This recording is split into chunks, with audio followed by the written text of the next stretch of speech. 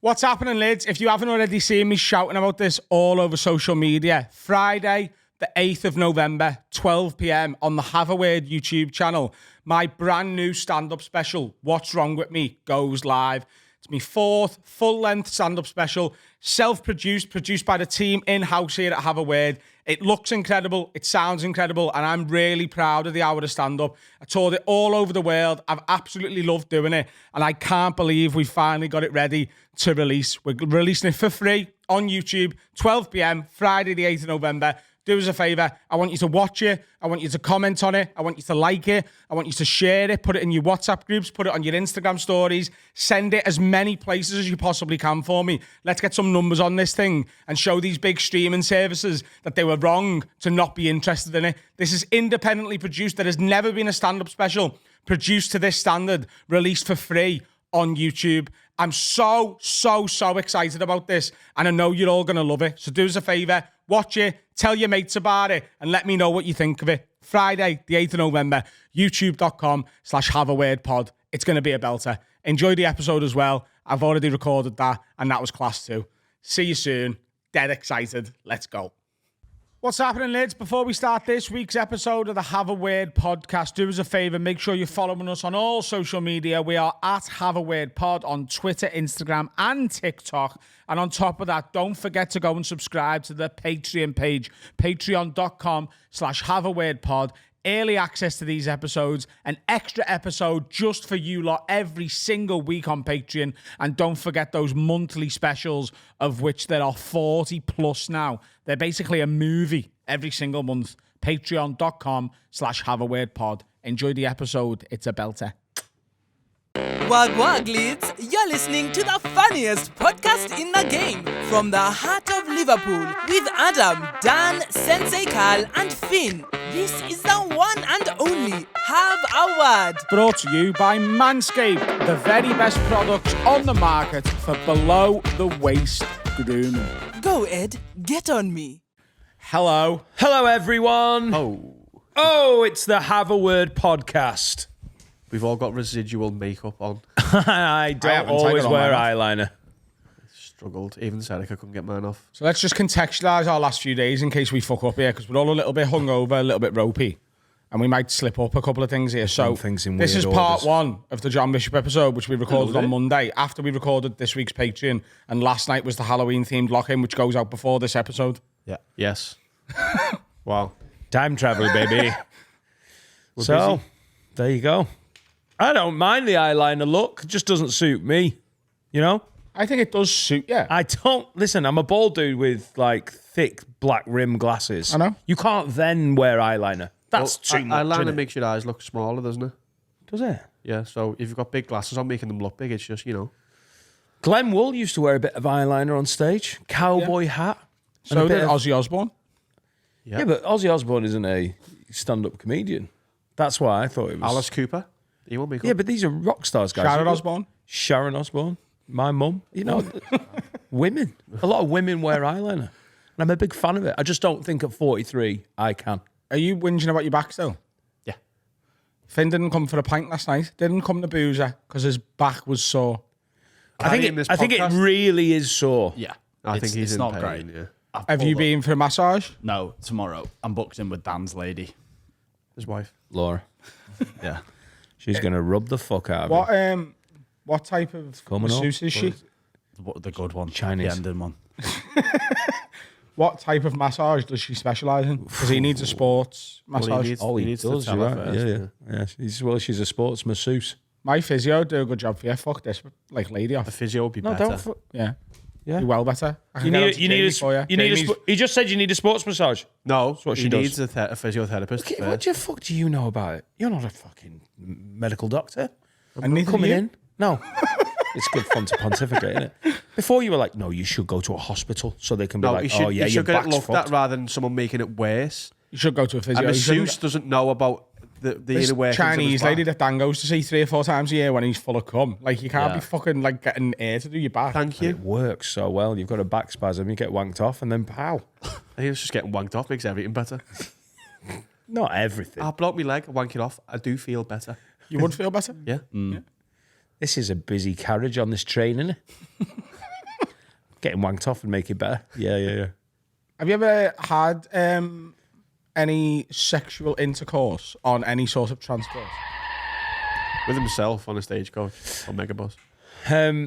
It was a stagecoach. I'm a classy wanker. I've never done the Mile High, but I did stick a finger in on takeoff. So about 2,000 feet. I'm in that club. No, I've never done the plane, but I did get a blowjob at Darlington train station once. On the train or on the No, we were platform? in the. What was it? Just the mood took you. Be a quick come, by the way, if you managed to get a blowjob while it was stopped, just letting people on and off, full to completion. Taylor Ryan could do it. Yeah. So that's it, just the train. Just Darlow train station. Your car, surely. Oh, you're right. Yeah. The Audi. I fucked my car. I got the train down to London with Yeah. an ex-girlfriend once, and while we were on the train, she put like her legs across me, like to just get comfy. And when we got to London, she was like quite clearly in a mood with me, just out of nowhere. And I was like, she was older than me, and I was like 22 at the time, so you know what I'm talking about. I do. And she legs across me. Well, that was it. I was like, you all right? She was like, yeah, I'm fine. And we got to the hotel, and she was like, we had sex, and she was like, I needed that. And I was like, is that why you were in a mood? She was like, yeah. I put my legs across you on the train, so I thought you'd take me to the toilet and fuck me. And I was like, that is not the message I got from you putting your legs across on the train. Wow. Was that the universal sign for fuck me, huh? Apparently. Wow. Well, I did not know that. Laura does not know that international sign. She's does Have that you all and the Seneca, time you during and the film. Seneca must have bonked in some good gaffs. Yeah. Okay. Well, there's no Darlow train station with Carl. Yeah, you have. Yeah. Planes, trains, automobiles. Not planes. Isn't that illegal now? Like, can't you go like do full jump? Oh, for but that? that's the fun of it, No, Carl. but they- Can't be illegal on a plane. You're over international waters. oh yeah. Lawless land of fuck, mate. You can shoot someone in a plane toilet. It's allowed. Yeah, international air. The captain has authority, so just knock on. Say, hey, captain, mind if I go and goose me bird in the bog? And as long as he's like, crack They on, always kid. open. If you knock on that door, they have to open. That's it's manners. You're like, Cap. Hello, lad. Hello, Captain. Open up. Yeah, it's not a hostage situation. I'm not taking over the plane. I'm not mad or out. Just want to goose me bird in the toilet. Trains, no, I don't like train travel famously. I hate train travel. Doesn't make me move. You had a car fuck? But cars, yeah. Yeah. Cars is like pretty standard though, isn't it? That's not wild. No. Scooter. Shagged him. Say, the DJ? Never shagged him, no. Ever bummed anyone in a helicopter? This has been a rough start, isn't it, for John Bishop. John Bishop fans going, Hello there. What about you, Finn? Where do you fuck? I've done boat. oh, nice. Your dad's boat? Yep. Really? Not your dad. Not my dad. Oh, God. Done a boat. I had to get seasick though, so I had to get it over with pretty quick. The seasickness. Yeah. What did you do? What do you mean? Full penetrative sex? Full intercourse, yeah. You sexy bastard. Is this do you have a Turkish girlfriend? No, Literally by his it's a mouth. cousin. It's not. Just when I went on holiday with Max. Oh, yeah. Yeah, Classy. no, I've got loads of birds by me nans in Turkey in the mountains. You've been to Turkey again this You wouldn't know her. She goes to another country. She goes to another mosque. Was the boat static? Yeah. Like docked or moored, as they'd say? I don't understand what happened. It was parked. I know that. Tied up on the shore. Yeah, that. And then my dad had gone The shore. wandering into the forest. On the beach. Tie that up to This their beach is fucking- shite. There's nowhere to tie me boat. Should have used the marina. Fuck. And then what And you- I've killed 3 people that were trying to you swim. started- Yeah. Yeah. Well, it was kind of like my dad went, I'm going for a wander in the forest. I'll see you in Oh, like, euphemism an become hour. for shit. Pardon? There's a forest next to the shore. Where is Hang on. There's an island like across the way. So our hometown's called Turgotries. Yeah. And then You get stuck there for ages. across, like, it's like halfway to Kos. There's like an island, Oh, a little mini island. like a mini island, Like that one in the middle of Windermere. Have you seen that one? Yeah. Yeah. Yeah, that Exactly the same. no one's ever on it, so it's just like a private beach. So So you could be on the beach and go, "Where's my dad? Oh, he's in the forest." yeah, So he did. Wild. He Does wandered seem a off. bit mad, that. And he went, "I'm going for a wander in the forest." Hello, mate. I know you're a lady here, mate. I'm going for a wander in the forest, mate. Fuck her in the boat, mate. Was that him being cool? I think so. She just put both legs on your legs. That is an international sign. My dad walked in on me shagging someone on his couch once. And he said, "Oh, for fuck's sake, Ad." And shut the living room door and went back to bed. He missed work that day. Oh, for fuck's sake, Ad. That's me good couch. It is a little rude, isn't it? Banging on your dad's couch. Yeah, he wasn't watching The Weakest Link, though. He was in bed. It's rude. No, isn't it? it's the like I'm. Once my kids are older, I don't really, they're gonna be doing stuff fine. Don't think about Not on the couch. What? Where else? No. The forest. So the options were on the rather- couch or on my bed, which bordered his bedroom. So I'd have been smashing shit out of a headboard and letting him know exactly what's going on. I did it downstairs so that he could sleep. So there's not some fucking woman wailing like a banshee in the next room while a fucking headboard's clapping his walls. Done him a favour. Get in the conservatory, girl. You'll be wailing like a banshee. Young Adam Rose, dirty talk. I'll have you wailing like a banshee. Get in the shed. I think on the couch is fine. Yeah. I think it's quite respectful. It's leather as well, non-porous. Oh, it's white fine. Oh, yeah. It's a non-permeable membrane, Dan. Oh, brilliant. Just soaking all fluids in there. Oh, it's fine. Don't worry about it. Just shine it off. Adam, the couch is looking very shiny. This better not be jizz. Imagine that. He opens the door. Oh, it's non-porous, Dad. Go back to bed. Your dad sits down to watch the TV and just fucking slides off. Christ almighty. Who's buffed the fucking couch? Like a bowling ball? Oh, God. Yeah, not the couch. My dad always pretended he was bothered by it. Like when I was young, single and still living with him. Like if I brought someone back, he'd always be like, "Oh, you fucking shouldn't be doing that, bringing people back here." And then he'd be like, "Nice one." That close together? Yeah, mate. Oh, it's it. Hey, I'm going to fucking burst you. Well, innit? You said me mixed signal, do you that? Absolute fucking joke, this. Gosh, lovely tit. It's like someone's listening. Awful. Don't do that again. Whenever you want, lad. Here's a new key. I know your other one still works, but I love you. There's another key. here's my key. I'm staying in. I'm moving now. It's great. Marry her. Awful. Harry, you must have some sexy places. I've not. My car's not fit for shagging. It's not fit for driving. If I climax and my car Radio 4 comes on. I've done it in a cinema. Have you? Yeah. Oh, Full really? fucking No, What like film? Schindler's List. Was it Inside Out 2? Have I made that No, up? we did a bed for Inside Out 2, but it was like this was on a sofa at the top, and it Turn was. you inside out. We went to go watch The Strangers chapter 1 or something. It was shite. So you I just was like- fucked instead. Oh, you were finger Oh banging. yeah, it was. Yeah, I'm not. I'm still a cinephile. I'm watching the film. Did you do cock porn? Popcorn? You put your cock in the popcorn and go, oh. No, she did the international sign of legs over. Did she? Yeah, so it is. It must be an international sign. It's like this film's boring. Finger me. Thing of me, yeah. She didn't say it out loud. I mean, no talk in the cinema. That's the maddest place you've done it. I thought you'd be a little dirty bugger. No, I mean like, I've done it like in the street, I guess. What? What? I fucked in the middle of the road, but 2 o'clock on a Why Tuesday. don't we do it in the road? Like the same thing. You fucked in the street. Yeah. What are you talking about? Like Pelican Crossing. on some steps. H? Everyone's very quiet, and it's making me like. You need to explain Because you yourself. need to tell a story. You're talking, we've got to listen.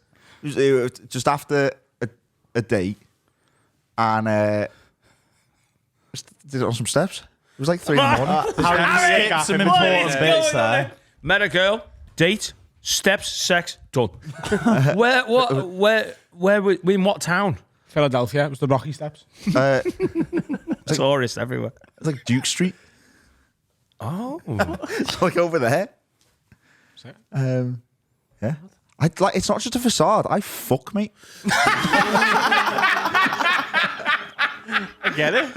I get Clip it. it. I absolutely get it. I love it that you're now leaning into this. On steps and everything. Were you on the top or the bottom? She was sat on the steps, and I was like, again, it wasn't full sex. It was just like doing some stuff. Are you doing bits? Yeah, doing bits on the steps. Duke Street bits. Okay, that's Yeah. not. Sounds like a jazz song, doesn't it? I thought you were doing full sex on. No, I'm not an animal. Has anyone ever had sex on the beach? There's a question. I know it's, been made famous Come on, by... everybody. I don't even like to go and lie down on the beach. No, I don't like sand on my toes. I don't, in a man. I don't like sand in my toes. I don't want it up my arse and in my bellend. That's what you think happens when you just go to the beach anyway. It is. That's what, If you sit on the beach, you've got sand in your bughead. I'm telling you right now, if you have sex on the beach, that woman is going to be sore for a while because she is getting sand in her poom poom. Sandy poom poom. What have you What done? you want? The dancer. I can't... no. No. Maybe on one, I could see it on like in nice resorts. They've Private got those. beach. They've got A those. cabana. They've got those square like poster beds, haven't they? Cabana. Yeah, and you could close the curtains. So, things are happening there. Yeah. But I was on one with Will Hutchby last time I was on one, so it's not the same, is it? No, you ain't got no poom poom. Allegedly. I just think that sounds awful. Sex on the beach. That's not a good one, is it? No, because there's things on the floor that will hurt. The best place to have sex is in bed. The marriage bed. You're a bit of a maverick like that. But like people love like fucking moving it around the house, don't they? And I'm all for it. It's a bit exciting. Do you know what I mean? But like sex around the house is like different stuff from the Chinese. I know what I really want. I want salt and pepper chicken with curry and fried rice. But occasionally, yeah, I do want beef, green pepper and black bean sauce / sex on the kitchen table. Yeah. But next week, not having that again for at least 6 months. What's prawn toast? Bumming. I want prawn toast tonight. It's not the full meal, but like having a little dip. Oh, yeah. How big is your house that you just can't control yourself and you're like, come here? Should we just go upstairs? No. No, but sometimes Let's bang in the pantry. I think that's because you've got kids in your house. Like, and you don't have kids. No, he's got kids. He's No, got kids in his house. Oh, yeah. I think I've got kids in my house. Yeah. I need to give way them to back. phrase it. I need to give them back, really. I think the moment can take you more when you're not. There's no worry of a little thing running in. Person. You know, it's like you've never talked about children. And, you own small humans, and they are want to, come into a room step by step with the human faces and see things. I've got a dog. It's the same thing. Yeah. Why? Has it changed for you? He used to be locked away. Yeah. Oh, Wallace can't. He can't see. Look, he'll come in and think we're wrestling, and he wants to play. Oh, dear. Yeah. You can't get on the bed. He's too little. Go away. Yeah, but a big dog, that is. Yeah, Perry's getting involved. apparently he doesn't. going on here? Really? Yeah. Apparently when Jack's fucking, Perry's just like, I know what's happening here. I'm going to sit down here and watch the television. Perry's like, oh, this is disgusting. Good on you. Go on, Dad. No, don't like that. How'd you feel then? You hungover? Yeah, I feel wrong. I feel suspiciously good. I don't just feel fine. I'm having like a good day. I now get hangover anxiety, which I never understood. Yeah. Joe, do you get it? Sometimes. I know you get it loads or maybe all the time. Do you get it? The only time I ever get health anxiety. No, not health anxiety. But no, but Hangover anxiety? Yeah, but my hangover anxiety is about my health. Oh, right, okay. So I don't go, oh, what did I do? No, it's not even that. Because I can watch Is that it. what your anxiety is like? No, I don't know what it is, and to me that is it. I've just got a feeling we're like, oh, Dread. yeah, It's called the fear. yeah. Like, no, I know last night was great and I was fine, but I'm like, my body doesn't think that. If I start thinking about my health when I'm hungover, I get an insight into what health anxiety is like, where you're like, oh God, and it's that awful feeling, isn't it? Like a tension in you. It's in me belly. while you're spiraling, basically. And I I'm pretty good at stopping myself and just taking my mind off it. But I that must be an awful feeling. Like it's like you're falling into your own thoughts where you just cannot help stressing out about stuff that might happen, and it's just all the stress of being hungover and feeling like shit. Do you know, apparently they've done a study recently, and 82% of things that people worry about never happen. So just relax. That Bill Burr clip. That Bill Burr clip's great, and it's like it's not gonna happen. You're gonna be fine. You're gonna be fine, and if you're not, who cares? Deal with it then. And it's a great way of just get on with it. He's got such like quite a few philosophical quotes for a comic who's like quite abrasive and bullish and whatever. Like there's a few like clips of his podcast and other like interviews he's done where he's like really got like a bit of philosophical insight. Like there's that one which is you're gonna be fine, and even if you're not gonna be fine, like you just wait until it's not fine and deal with it then. There's no point ruining them right now. Fucking great. And the other one is like there's no harm in living on sleeping on a futon in your early 30s.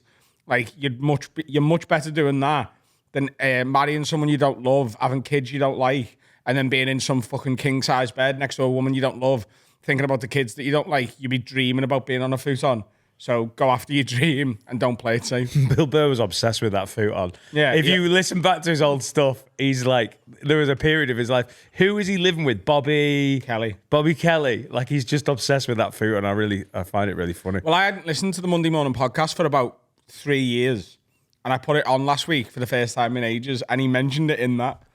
Yeah. And I was like, he's still on the futon thing. That futon is Bill Burr. There is a Monday morning podcast.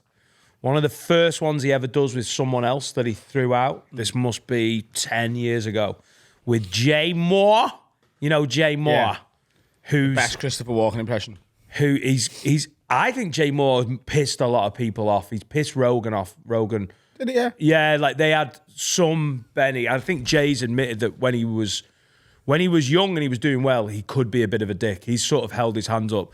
But he obviously pissed Rogan off, and Rogan just never forgot. So Rogan's had nothing to do with him and whatnot. But Bill and Jay get on really well. And I listened to that a few times, and it was one of the podcasts that made me go, this is what you want to be doing as a comic. You want to be getting a mate who you fucking bounce off really well.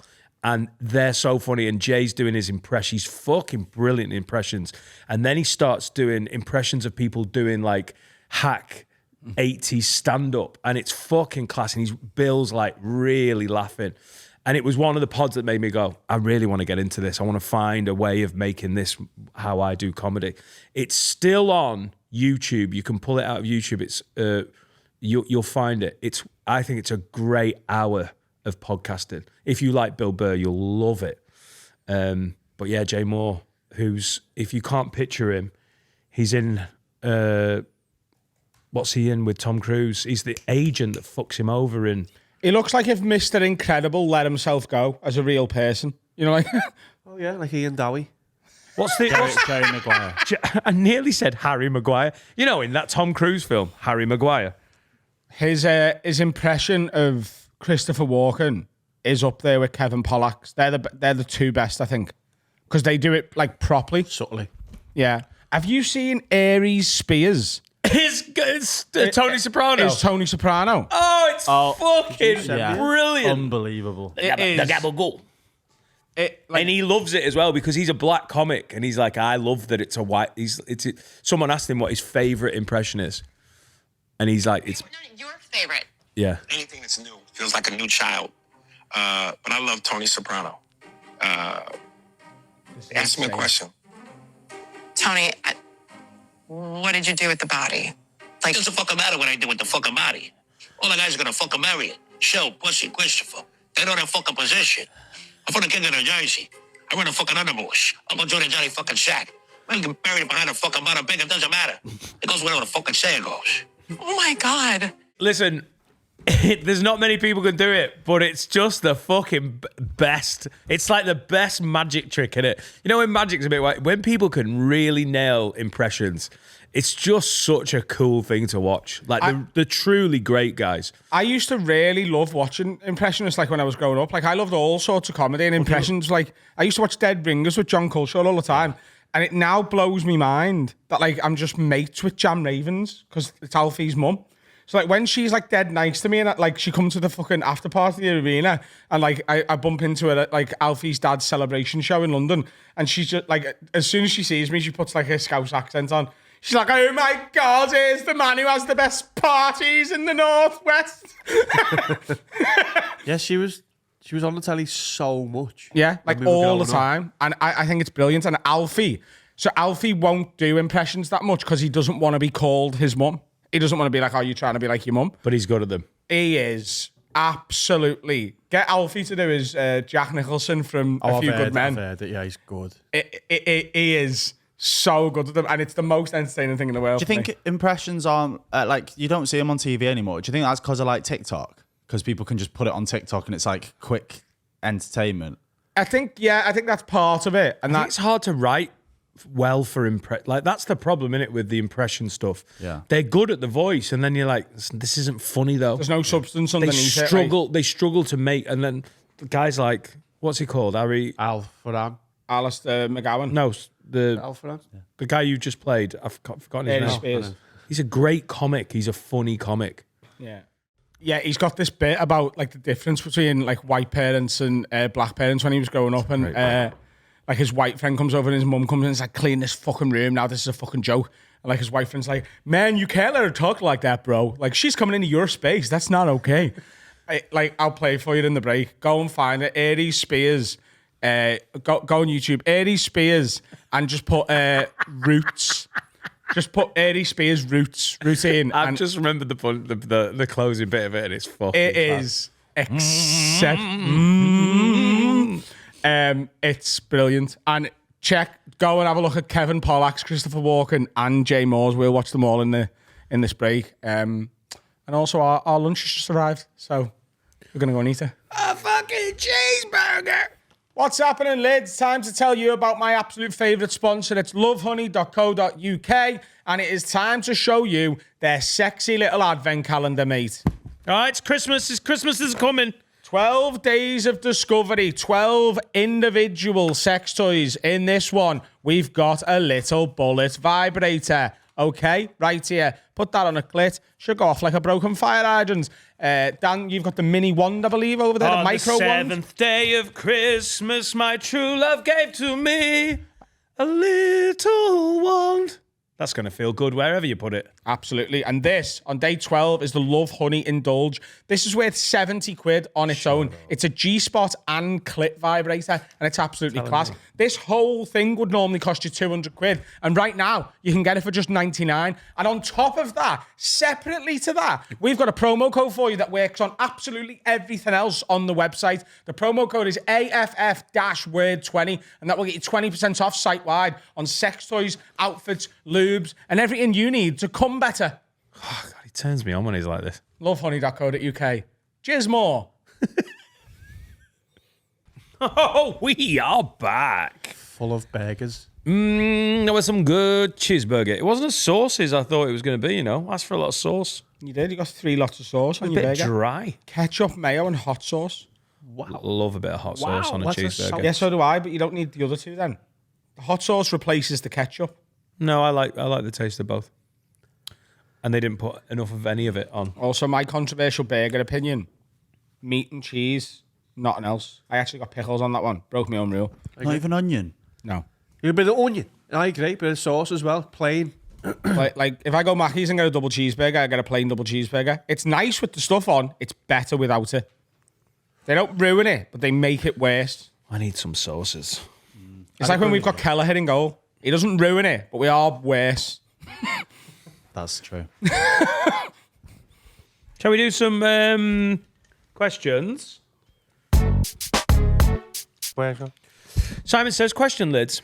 There's talk about releasing Liam Payne's music posthumously. If you died unexpectedly, would you want your comedy bits to be released after your death, almost like a cobbled together special or something? This happens a lot, doesn't it? Like Tupac. From before. I think. Yeah. I'm all in on the fact that Tupac's still alive, by the way. He's knocking out a lot of music. Loads of stuff's been released. His mum is constantly whipping out. He's like Elton John in other ways as well. Mrs. Shakur's in the loft going, fucking hell, another album. Afeni, her name is. Tupac just kept leaving these albums in the loft. Dead now. Former Black Panther, Afeni. Right, cool. I didn't need the facts. Do you know what I mean? I was just doing a bit about Tupac's mum. Don't add facts to this podcast. That's not what we do here. Speculation. She's upstairs. This is what she was doing. Right. She was like, God, I fucking hate white people. Love the Black Panthers. And I'll go and clean the loft. Fucking hell. Pax left another album for me. That's nice of him, isn't it? Yeah. I'll ring the record company. Isn't it mad that he was called Tupac? That was his name. Yeah. Like, that's not like a rap name. He was christened Tupac. Tupac Amaru Shakur. You fucking love Tupac. His favourite thing to do was to pack 2 cocks in his ass. Oh, yeah, your gay theory. It's not a theory, mate. Look at him. Look at him talking. Look at him talking in a fucking light-hearted way. Jesus Christ, kid's gay. He went to Juilliard, you know. Do you know what Juilliard is? Very famous clowning school. No. Like drama school. No. Drama. It's a drama school. He was, and Tupac Shakur, the rapper, was just a character he was playing. And he just did it really well and committed to the bit. He was a young... You're telling this to Carl? Carl knows. He was a young, aficionado. gay actor, man. And he... It's a bad superhero. He's very good at rapping, though, wasn't he? And writing and... Totally. Yeah. Absolutely. And he was brilliant at it. He But the wasn't gangster gay. persona was fake. He was gay. He wasn't a gangster. And it's disrespectful to his memory. And he's still alive, so it doesn't matter. But it's disrespectful to his memory to not tell the truth about him. He loved cock. What you're saying about not being a gangster is... That's true, he wasn't a gangster. He was playing gangster, that's why he died. Yeah. He wasn't a gangster in any way. He was a rapper who was like, oh, this will sell music. And I'm not saying gay people can't be gangsters, by the way. Everyone can be gangsters now. Gays, Gangbangers. women, anyone. Yeah? The gangster You're gays. so pro-gangster, aren't you? You've just pro opened it everyone. up. I just want everyone to just be whatever they These want to be. old Italians have been hogging the game for a long time. Not anymore. Women's, disableds. They're all allowed to be gangsters. Yeah. That's a fact. Yeah? Hector Salamanca was a disabled gangster. Interesting That's drive-by. a fact as well. Yeah. Wheel by. I think it's great as long as they were definitely happy with it. I don't think they were they? Why didn't it go out then? Because, my special isn't out yet. But, I'm happy about it. Yeah. Yeah, he'll have written music that he just doesn't know what to do with yet. You don't release everything as soon as you're happy with it, do you? Sometimes No, I know, but, there's schedules and stuff. There's a lot of ones where... Yeah, but I mean, if it's 10 years before his death, you're like, well, that wasn't just waiting for a release date. Oh, was yeah, it? no, totally. I think it's his new tunes that they're thinking of He's releasing. done it with Pop Smoke to the death. Pop Smoke died so early into his career that they've taken any bit of music that he's involved in, anything, and just crammed it into as many songs as they can possibly fucking make. They did that with Tupac, Ghetto Gospel, which is fucking, gotta be one of the top 3 songs ever. I think ever. I think it's at least 2 as well. We'd have been robbed of that if they didn't just release it. What's a better song than Ghetto Gospel, Dan? Go on. Bohemian Rhapsody. What? That's probably the only one that's better. Right. Where the fuck has this come from? Where's this ghetto gospel? Ghetto Gospel. Those who wish to follow me, Ghetto Gospel. I welcome with my hands. And the red song seems to last until the hills of gold. A piece to this young warrior Without the sound of guns. And that's Tupac. I just reminisce all my days And again. that's Tupac, is He's it? deaf, Tupac. Tupac and Elton John, innit? Tupac and Elton John? Yeah. Gay. Yeah. Hello. Absolutely. That's Elton John's gay, isn't he? Yeah? Yeah. Oh, right. But he doesn't fuck, does he? Hey, listen, Tupac was married. No, do you? Was he? He was dating he was the fella Quincy. Quincy Jones? His daughter, Oh, Kadada Rashida. Jones. Kadada. Oh, right. Rashida Jones, famous. Why do you know so much about Tupac, Carl? It's freaking me out a bit.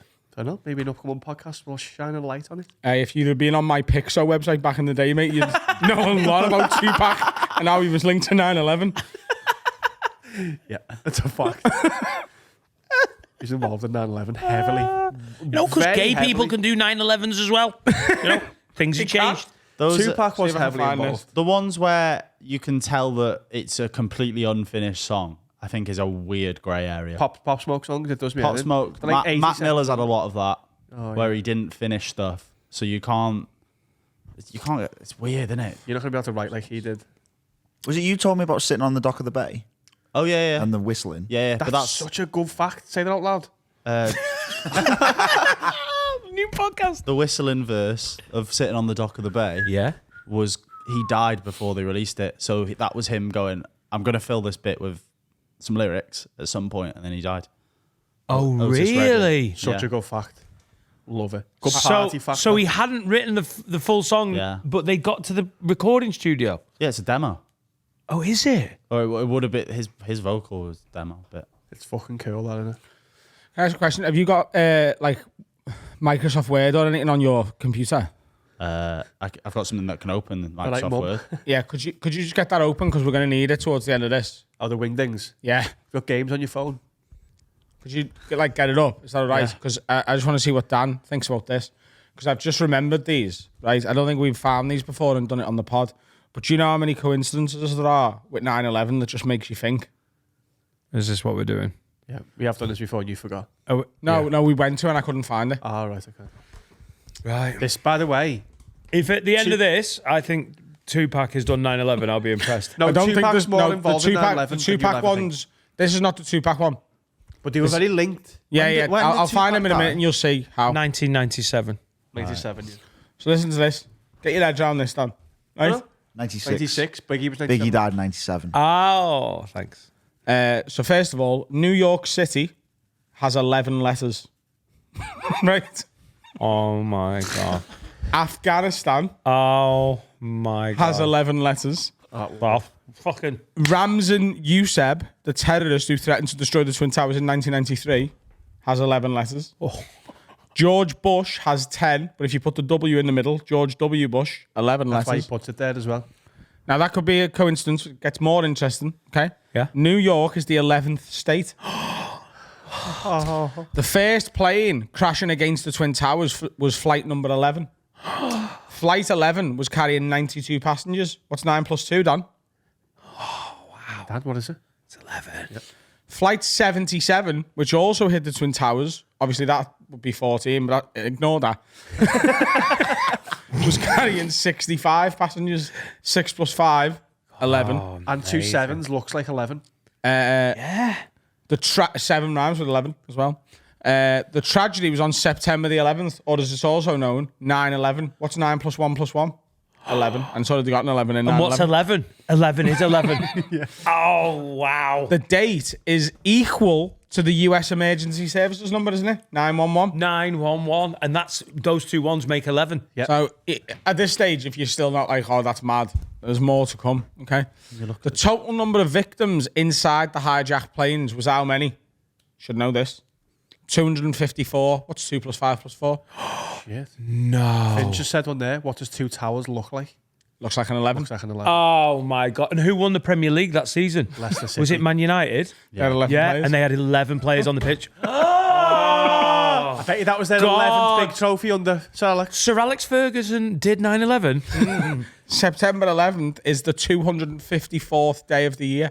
What's 2 plus 5 plus 4? Yeah, it's 11. Let me just check.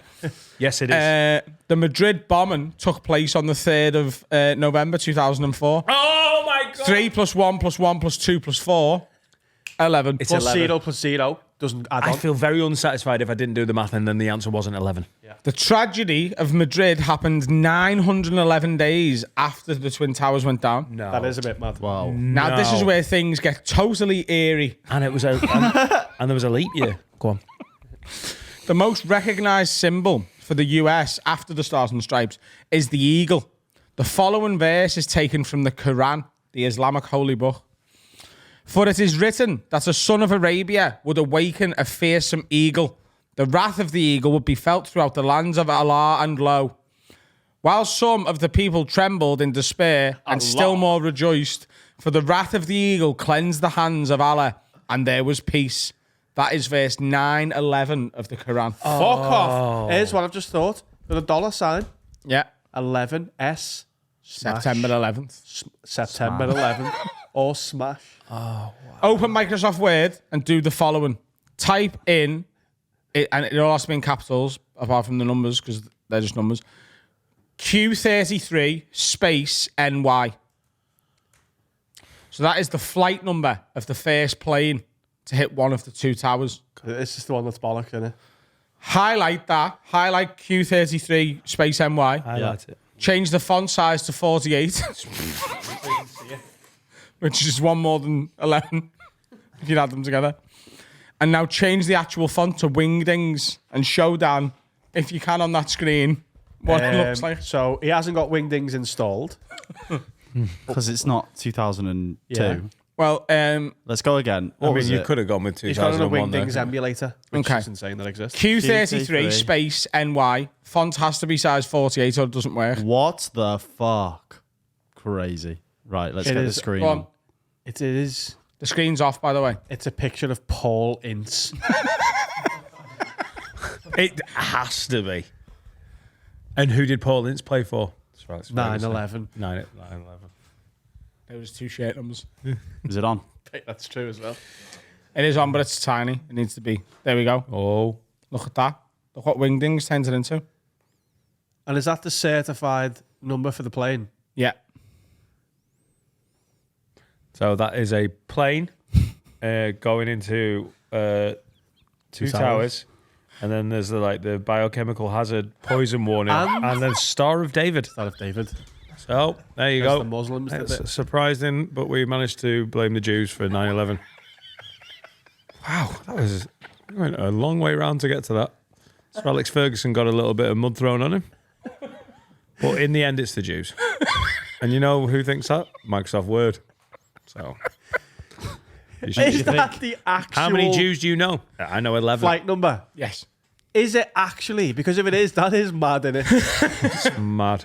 Wingdings is telling us. Why'd you do it in that accent? Wingding. Who found that out as well? Some cool guy. You've blown the lid off Some it. cool guy. He stopped fucking all those babes for a second and went, do you know what? I'm going to have a little look into Wingdings. Right, work that out. It was the Jews. Back to pussy. Hang on, so what you've told, what's 11? Oh. You said 11? It's all to do with 11, isn't it? Just mad. I'm not saying it's like proves anything. I'm Just a saying load it's of bit mad. coincidences. Open your mind. Just open your mind to it. I have now. Yeah. And what did that have to do with Tupac? Can't remember.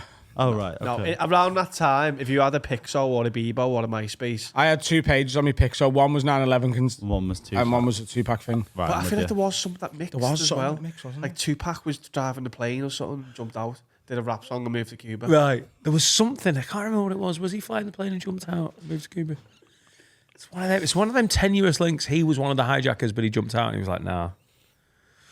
Mad that. Auschwitz, anyone? Because we've done 9/11. Oh, there you go.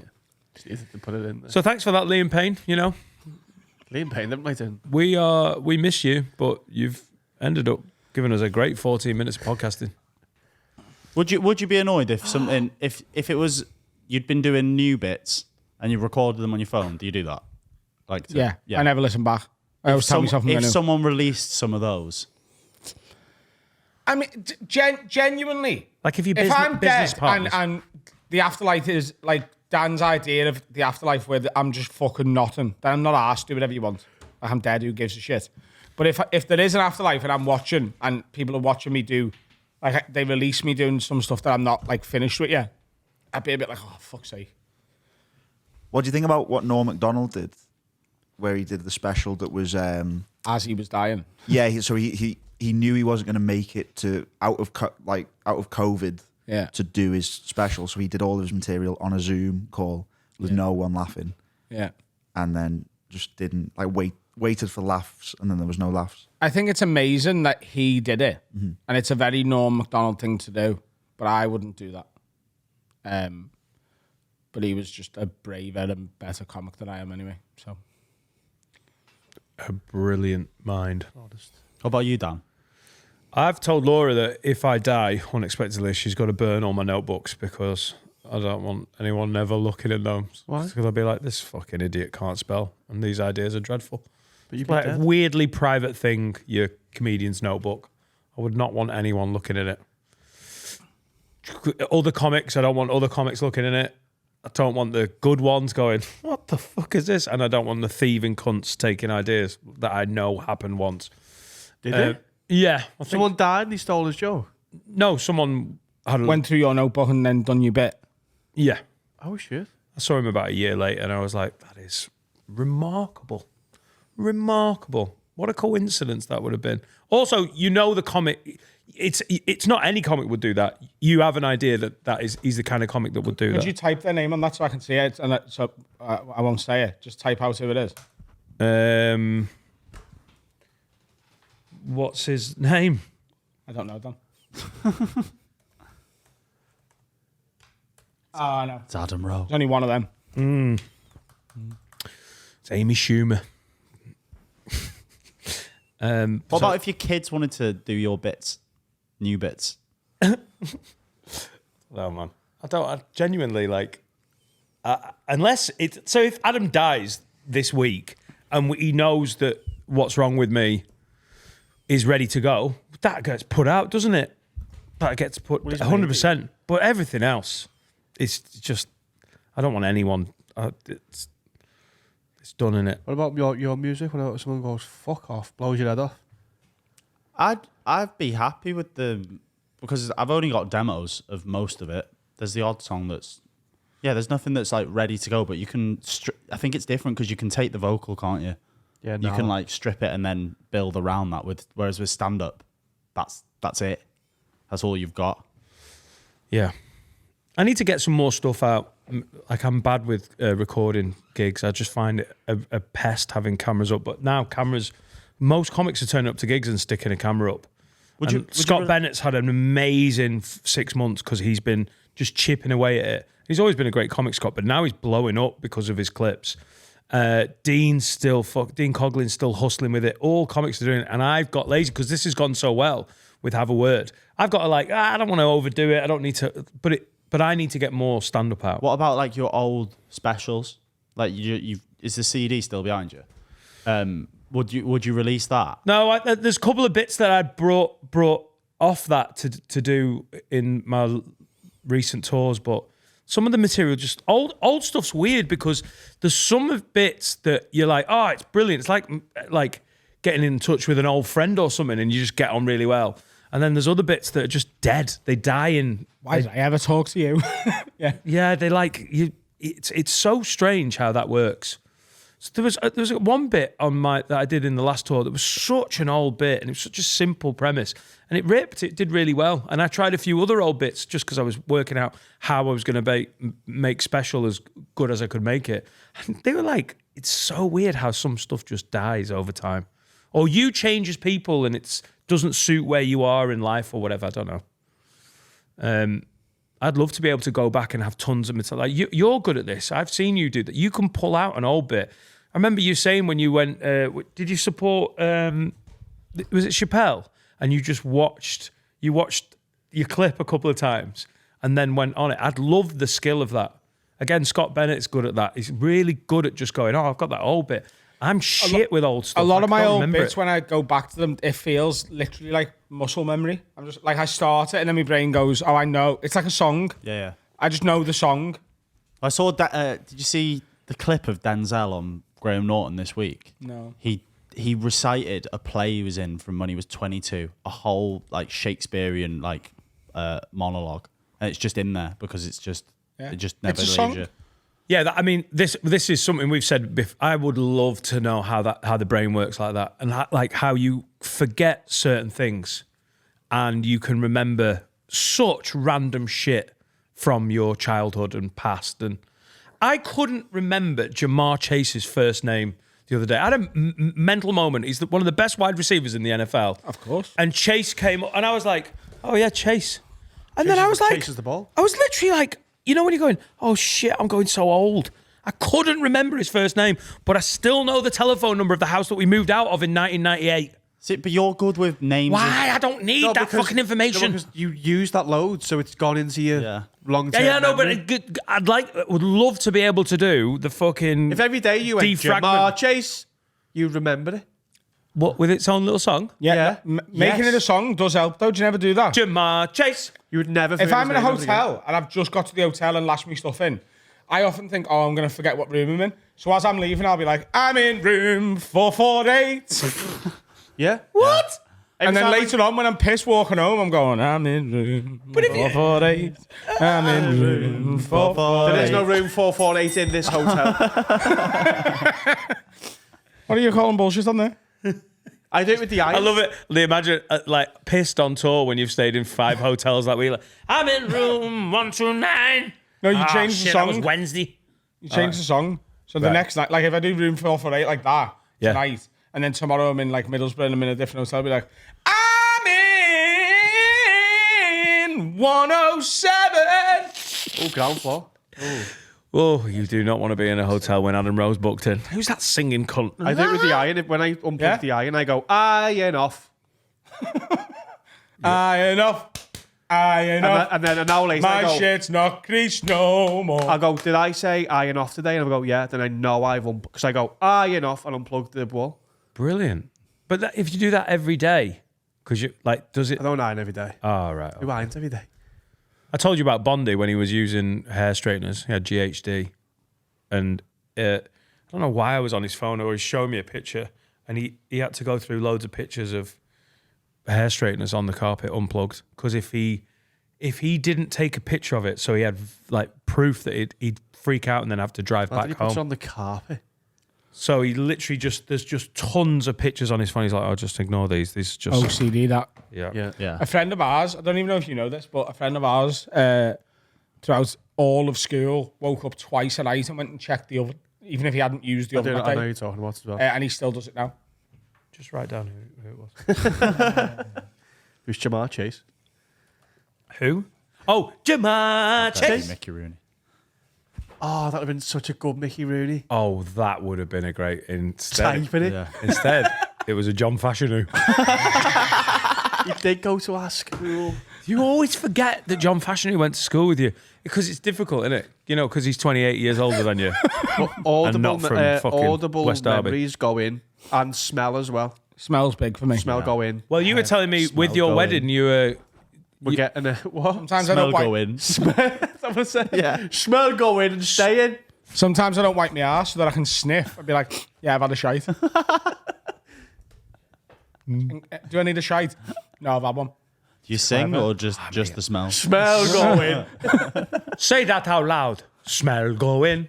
Yeah, we're getting Cheeky bespoke fragrances made because, like, the after Because you hate having money, don't you? So.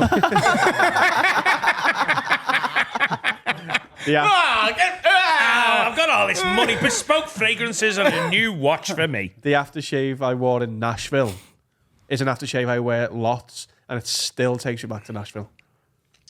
Because I bought it in the airport, and it takes you back to get ready in the morning. What one is it? It was just Sauvage, Oh, really? but it was the Parfum. Right. And now when I put that on, I'm like, instantly it just goes to Nashville. So we're going to get bespoke fragrances made and only wear them in our wedding week in Italy. So whenever we wear that, it'll take us back there. Nice. And you're getting a new watch for the wedding? Yeah, I think I deserve a new watch. I got a fucking lovely ring.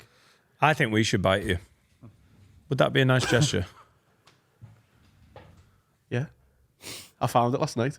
Well, I found it this morning, actually. Right. Like, why didn't we get him to show us it before Why did you we not? make that call? I've always prefer you didn't tell me that because that would have been a great surprise. Yeah, but then you would have bought the You've already had watch. two. I can't afford to buy it. We'll have a conversation. Me and your dad will have a conversation. I mean, that would be genuinely fucking lovely. If you meet your dad. If you bring me dad to the wedding, that's even better. Is it? Is it? I think you'd hate it. Yeah, I don't know. It'd be weird, wouldn't it? It'd be rare. If that's where he met you, that would be weird. Yeah. Kyle, lovely watch. Guess who's here? I bet you that happens a lot.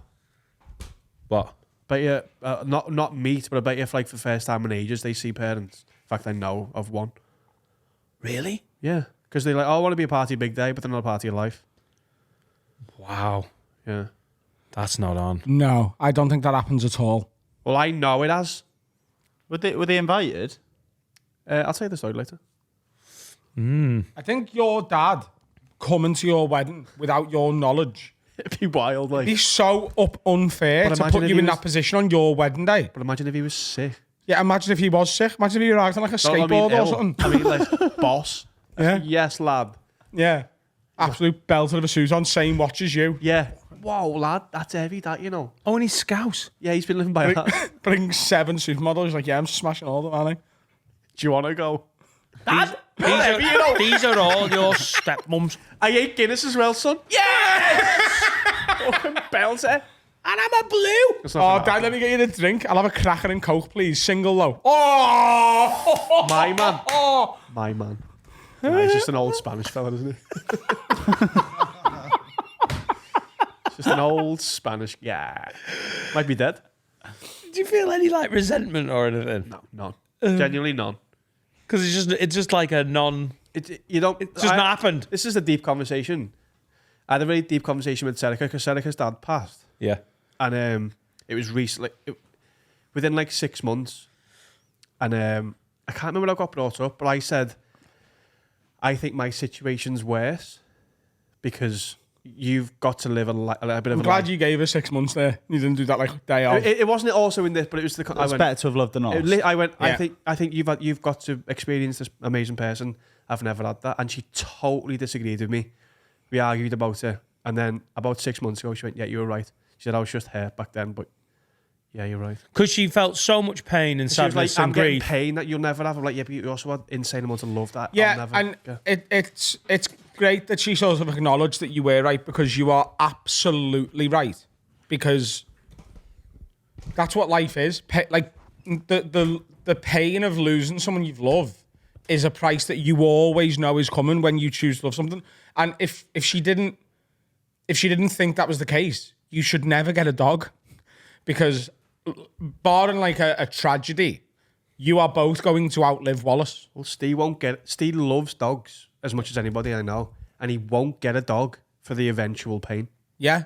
But like, No, but that's no way to live your life, Steve. But Yeah. the love they give you You've is gotta worth a love. million times Yeah. the pain. Like That's like living a life without ever doing things or risking it. That is love. Love is phenomenal in whatever form. Wife, partner, dad, dog. Everything you love eventually breaks your heart because you go. It's a risk that it could go. Or Or you you just break hope theirs. it goes way down the line. it's definitely better to have loved and lost than never to have had the opportunity. And yeah, you never ever. And I don't know how much you want to talk about this, because it changes how you feel about this conversation at times. But have you never had any instinct to go and? No, probably a bad day to talk about as well because I'm hungover. But no, Where's Carl? I thought he was going to the toilet. He's at the airport. He's off. nah, because I've got such a full life. I think if I didn't, I would. Yeah. And then also, you know, like you're at the point where your mum and you and your brother and everything, you've lived your life, you've grown up, Yeah. and you've done great. What if he's a fucking dickhead? Well, What that if he, like, you're going to find him and then he's like a knob? You're like, why did you invite Well, this? that was my original. That was when I never asked why. I never found out until I was 6, 5, something like that. I said to him, she was like, "Why have you never asked?" I was like, "Because I didn't want to hurt you in case it was a bad thing, and I'm bringing it back up to you." And she was like, "That's insane. Like, I'd always have told you." But I was like, "He might be a bad dickhead who hurt you. I don't need him, so why would I bring it up?" He might be cool, but I'm not missing anything. That's the thing. There's no holes anywhere. They're all full.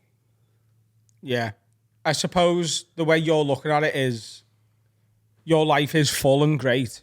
So even if he's great, it doesn't really add on top of what is already a brilliant life. You're just like, he would just join. Yeah. Even if he did stay in your life, he would just join, and it wouldn't like, there's not that much room for improvement. No. And there's a massive risk that he could take away and be a cunt. Yeah. What if he came looking for you though? Maybe that's a different feeling, is it? If he gets in touch in a respectful way, does it properly, would that door be open? I haven't got a clue. Right. I probably know when he was there, and I don't know. It's a really interesting one because my dad is essentially in your dad's situation. Yeah. Yeah. Do you know what I mean? Like with the sister I've got. And I've spoke to my dad about it, and he's like, it's such a weird like perspective for me to sort of have both with a close mate and my dad. Because my dad's perspective is, I don't know what she's been told about me and about us and about who we are. And I don't want to ruin any perception she's got and like put this massive spanner in the works of her life by turning up and being who I am if I'm not good enough or like not what she expects or not what she's been told. Like, he doesn't know whether she's been told, oh, your dad died. Like, to protect her, you know, like, oh, it's not that he doesn't want to see you, he's dead. Yeah. Like, or it's not that he doesn't want to see you, he lives somewhere else he doesn't know about you. Like, to turn up and be like, I'm your dad, like, could ruin anything she's been told, could cause a problem with her mum and her. Yeah, that's the relationship with the mum. And fracture, you know. But it would be different if she came looking for him. My dad said he was expecting a knock on the door when she turned either 16, 18 or 21. He thought he knows when her birthday is. And he was like, I was expecting on one of those occasions to get like a contact of like, hello, I'm your daughter. Can we meet? And it just never came. So he took that as... She doesn't know. She either doesn't know or what she does know means she doesn't want to meet me. No, there's a third option because I know, and it's not that I don't want to meet him. But that's what I'm saying is you and your dad who's out there both don't know what the other one would want. Be on the same page, yeah. Yeah. She might not know. There's a chance that she's come to see you do comedy. Yeah. Just weird, isn't it? Yeah, mad. I might have kissed her. Oh, whoa. I hope not. Hey. Well, that was interesting. Yeah, I don't think I needed that hangover, but... Yeah. I'm now getting anxiety about my dad as well. I'm sat here going, ugh. I have almost no relationship with my dad anymore. It's got that bad. Just haven't spoken to him for so long. Just doesn't make any effort. Do you make effort? Is this a public episode? Oh, yeah, it is. Do you make effort, though? No, because I just need to see some effort. But maybe he's thinking the same. Yeah, cool. And then we'll both... he's your dad and he owes you there. Probably more than you. I just think the last 5, 6, 7, 8 years have been difficult. He's in steps. He's always touring. I can't. I've just given up on the one making the effort. Yeah. We go back to Tupac and 9/11. Got some grandkids there. Whew. Let's have a break, and then you will see the episode that we recorded with John Bishop a couple of days ago. It was brilliant. Long time overdue. Honour to have him in. Enjoy. And there's a song at the end. It's good as well. What's happening, lads? Time to tell you about our absolute favourite and OG day one sponsor, mate. Manscaped.com. Promo code WORD20. 20% off site-wide and free worldwide shipping. Every man knows the feeling of a fresh shave from the barbers, but I'm telling you right now, you can get it at home and you can do it yourself with the brand new Manscaped Chairman Pro Electric Foil Shaver. This is on top of all their already incredible products, like the lawnmower for your pubes. This is the little sexy neck one. Look, you've got one, Dan, haven't you? Good quality, this. Get it there. Beautiful. This is what you want. Make it easy. Very well designed. Good quality. And if you're thinking, hey, what do I get my old fella for a present? This is the kind of stuff that is going to blow him away for birthday, Christmas. Christmas is coming up, and the men in your life will thank you if you get them onto this Manscaped stuff. I'm telling you right now, these are the easiest products that we push on this pod because we use them. We get them. They send us them. They're like, hey, why don't you try this on your balls and then tell all your followers how good it is? And that's what we're doing right now. Don't use this on your balls. Use this on your neck. But there's other stuff for your balls, including some deodorant. And they sell undies as well. And it's all brilliant. And you can have it 20% less than the rest of the planet with the promo code WORD20. And we'll send it to your house for free, no matter where you live. Antarctica, Bolivia, West Derby, anywhere you live, free shipping. Sorted. Sort your pubes out, Bolivia. And your face. Welcome back, ladies and gentlemen. It's Monday where we are. It was just Wednesday. Yeah, you've lost your days, haven't you? Because we've done too many records. I'm also hungover. John Bishop's here. Hey! For you. Long overdue. Lost souls as well on the shirt. I've just noticed that. Mate, you know what? I'm fucking back. It's so nice to have someone else with a dicky back in here for a change. I know, but it not makes you feel as old as having a bad back, because you just, every movement that you make when you've got a bad back just makes you look old, and you walk like you've shot your pants, and it's I've got a bad back and I often shit my pants. I know, well. And I'm only 32. But the only thing is, I keep on saying I did it in the gym, so I was lifting heavy, you know what I mean? That's what was happening. man. So yeah. Anyway, this sweatshirt. Got to tell you this because this is brilliant. I FaceTimed my lad before, and he had the same sweatshirt on. So that made me like he's 26, single lad, living in his own house. And I've FaceTimed him, and I've got the same gear on, so it's made me feel pretty cool. Lost Souls is a good brand, and ran by Scousers as well. They're No, it's on the very, docks, innit? very, very, very good. You know what it's like. If you're like us and you're wearing hoodies or trackies, all that stuff, traveling around all the time, there's a lot of stuff that starts off looking great and ends up being shite. And I've got Lost Souls stuff that I've had for years. Yeah. Wash as well. Yeah. I'm at 30 degrees now. I've turned my washing machine down to 30 degrees. What do you mean you're at 30 degrees? Because it just fucks up your clothes. I wash You mine wash everything on 30? I wash mine on cold. Oh, right. Unless Sorry, there you go. didn't realise. Unless it's towels and bedding, then it wash it on cold.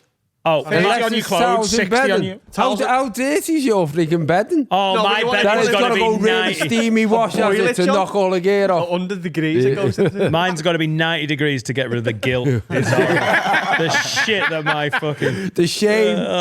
Hey, if you're doing a good job and you're in a healthy relationship, your bed sheets can get a bit mucky, can't they? Do you know what I mean? Because then you smell of each other when you get in. In fact, that's a big thing. Bed sheets for me. Like if I'm on tour, that's the treat when I go home and I know Dirty I'm bed good. sheets. No, when I get home, and I say like, you know, you've been away for a week or 2 weeks, as you'll often say, I'll change the sheets. This is going to be a nice night. I like fresh bedding's the best, but like after I've had it on for a couple of days and it knows where your arse goes and that, like it's nice, innit? Yeah, I know what you mean. You've got a little crease for your bum in your bed and that. And then you go too far because you're a lad and you're like, this is getting a bit dank now. Yeah, but I'm quite good now because I have a man who does me washing for me, who, by the way, dropped me stuff off about 15 minutes ago. I hope Kieran's in. Adam does 2 washes a year. It's a van load. There's a fella in Versailles who does my washing. Because I was on. What? Have you got a yellow pillow? What do you mean? Anyone got the yellow pillow? Yeah, when you Yellow take pillow. the What's when a you yellow- take the cover oh, off. God, yeah, why does that happen? She's with all meths. I know, but why is it that pillars end up yellow? I've never... You know what I mean? Yeah. You think 'Cause you eat every wotsits all the pillow time. looks like someone's pissed on it, and Yeah. it's like, I can't work out why that is. There must be a reason for it. It's the comfy pillow though, isn't it? Yeah. The yellow Yeah, but pillow's it's the like best. what's coming out your mouth. Everyone's mouth that makes all the pillows yellow. Scotch whiskey. It does look like it. It looks like someone's it spilling does tea. look horrible though, doesn't it? Yeah, I'm glad you said that. That was a secret I thought I was keeping to myself. Yeah, they're always the best ones. Like I have 2 pillows like on each side of my bed, not to show off, but things are going well. Double bed. Double But flex. like I have one of them that's it's basically like the meat that Rocky punches in the film. It's as tough as that. Like one of them, and then I have another one that's like 1,000 years old and brown and yellow and red and black and blue, and that one's like really soft and damaged, and that's the one I sleep on. Yeah. I have that one on top of the tough one. That's exactly what I did. These have taken the piss out of me. I have 6 pillows, right? He sleeps on his own, by the way. Yeah, it's fucking class. It's- I'm happily married, but I've won. I've got my no, own room. No, listen, sleeping on your own is great. It's fucking great. Don't worry about that. We have a room that we used to call the spare room. We've just given up and called it mine. Yes, my room. I've Just decorated. said that. That's it. Just put John's room on the front of it. Yeah. But I have 6 pillows, and I genuinely Why did you have 6 pillows? I just accumulated them, but now I've realised that I like that. So I get in and I go, right, I'll have that one and that one, and then I'll sleep. And if I, when you can't sleep, I'll just change the combo. I'll change the combo. Do you and have it a fucking cuddle helps. pillow? Do you have a cuddle pillow, a favourite pillow I that like you have a just... little thought. that you But don't- genuinely, when I go, something's not right, and I can't quite fall asleep, I'll just sub it. I'll get the Solskjaer pillow in and get a fucking result. It's great, mate. I really recommend having options. Right, okay. So when you first told us about this, you made it out like you had a little 6-pillow fort, Yeah. and they were all being used at once. Now, I get it. No, I've got a now squad of 6. you've got a constant cold pillow. You've basically got a harem of pillars. Yes, haven't mate. you? I start You 2, just 4 got on a the bench. harem of pillars. Go, come here, you're me pillar bitch for tonight. I love it. I've used that once. What about me, Dan? I'm the dirty one. Look under the fucking cover. I think, mate, you cannot fault my systems. They're good. No, that's class. You didn't explain that last time. You made it sound like you have like Just like a sleeping- little pillow tomb. Sleeping on my front like this. Because I've got 6 pillows. Do you resent it being called your room? No, because it's great. It's great. We've had this conversation. I don't know if you've had this with your partner, where you go, do you know what? Maybe it'd be better for us as a couple if we're back in. We lasted 15 minutes. Because of who? Because she's so warm and I'm glad you said snores. warm there, by the way. I thought you were going big. She's colossal. No, she's just too... I can't do it. She's restless and snory and I'm out, mate. How big is your bed? What? Get a bigger bed. What do you mean? What, like shacks? We've got a Caesar bed, so we can roll and not touch each other. Yeah, but I can still hear it. That's a big bed where you're like, you're out of earshot. So, can I just ask the evolution of your relationship? At what point did she start making a noise in a bed so much that you didn't want to be in the same bed? Right, so what happened was we had kids, and then because of the baby and then because of sleep patterns, it was like, this will be easier. And then I got institutionalized to my own little wanking pit, and I got used to sleeping on my own, and I just can't So go you back. didn't realise it before? No, we were fine for we shared a There bed must for be ages. there must be people who meet and put a bit of work in, and then they go, and then you get to that point, you think, oh, we're going to sleep together tonight. And then you sleep and you have sex and you roll over, and then she starts making a noise and you think, nah, it's fucking done. This relationship's ended here. It wasn't one of them. You were married, your dad, kids, and then you got that little sense of what it could be like by being on your own and thought, I can't. And by go the back. way, she's not going, oh, come back to them. She's fine. We tried it. That'll be the last time we try. Yeah, but you know, for the... You know what I mean? You have to book it in. That's what I mean. You book it in. They You do say, book look, it in. let's have half an They hour put a little tonight. circle on the calendar. Yeah. 3 times a year. A big dick. A little bit. It Mate, fits in the box on the calendar. we're afternoon bonkers. That's where we're at. We're not doing the... Wild, that. Unless Yeah. it's a Sunday, that's mad. Hangover wild? bonkers class. Afternoon sex, unless it's like a Sunday. Well, why unless it's a Sunday? Sunday You can't that's be what shagging on a Sundays- Tuesday afternoon, John, can you? That's absolutely...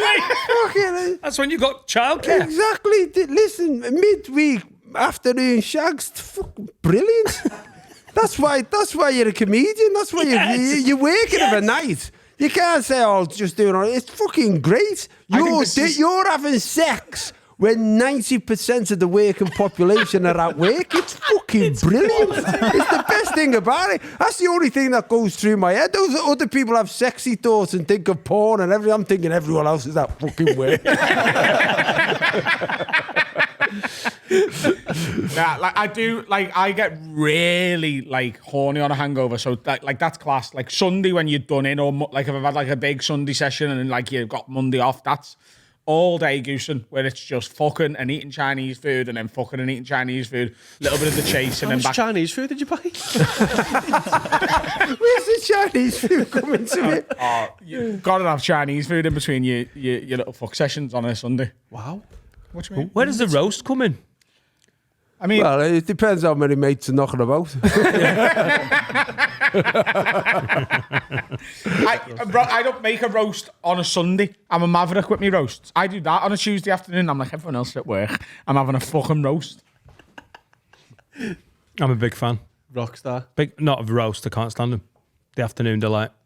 Quality. Are But you not on a Sunday. blinds open? What? Oh yeah, we do it on the front garden. What are you on about? No, I mean, are you making the room a little bit dark, or are you going for Mate, daylight? if Laura could have her way, it'd be a completely insulated panic room that we do it in. She'd build a bunker. Yeah. No blinds open. Here's my question to you and to you, John. Were you always like this, or is this a marriage and children-induced like new thing where you're like Tuesday afternoon? Because I don't reckon when you and Laura started seeing each other, you were booking in fucking Wednesday afternoon. No, I bummings, you know what I mean? may take a longer lunch. I'll be around at your work. It's true. You nailed it there, because when you're a comic, you can't be like, when I drive back from Coventry. Yeah. When I get You're back at fucking 1:30 getting this it. morning. Don't worry, babe. I'm gagging for it. I'll use the M6 toll. I'll get home quick. Yeah, you can't do that. Does You that keep it all count the as time. prostitution if you pay for the toll? Yeah. Because you're technically paying for sex there. Just shows you fucking love her. It's a horny road, the M6 toll, though. What a road, mate. Wow.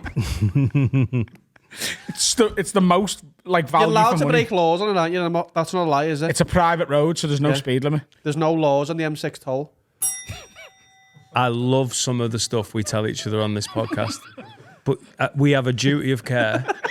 You are not. It's not the Autobahn because you spent £7.20. I think put that out there. Because that's how I drive on it. I get out the zone, I'm fucking gone. I think this is it. It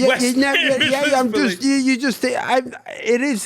The only reason we're going on the toll road is to go quicker to be a than you criminal. would do on the other road. Yeah. It's lawless. You can do any breaking laws. Police as well. can't stop you on the M6 toll. Excuse you me, want- sir, you're doing 147 miles an hour. Fuck off. I've paid £7. I paid for this.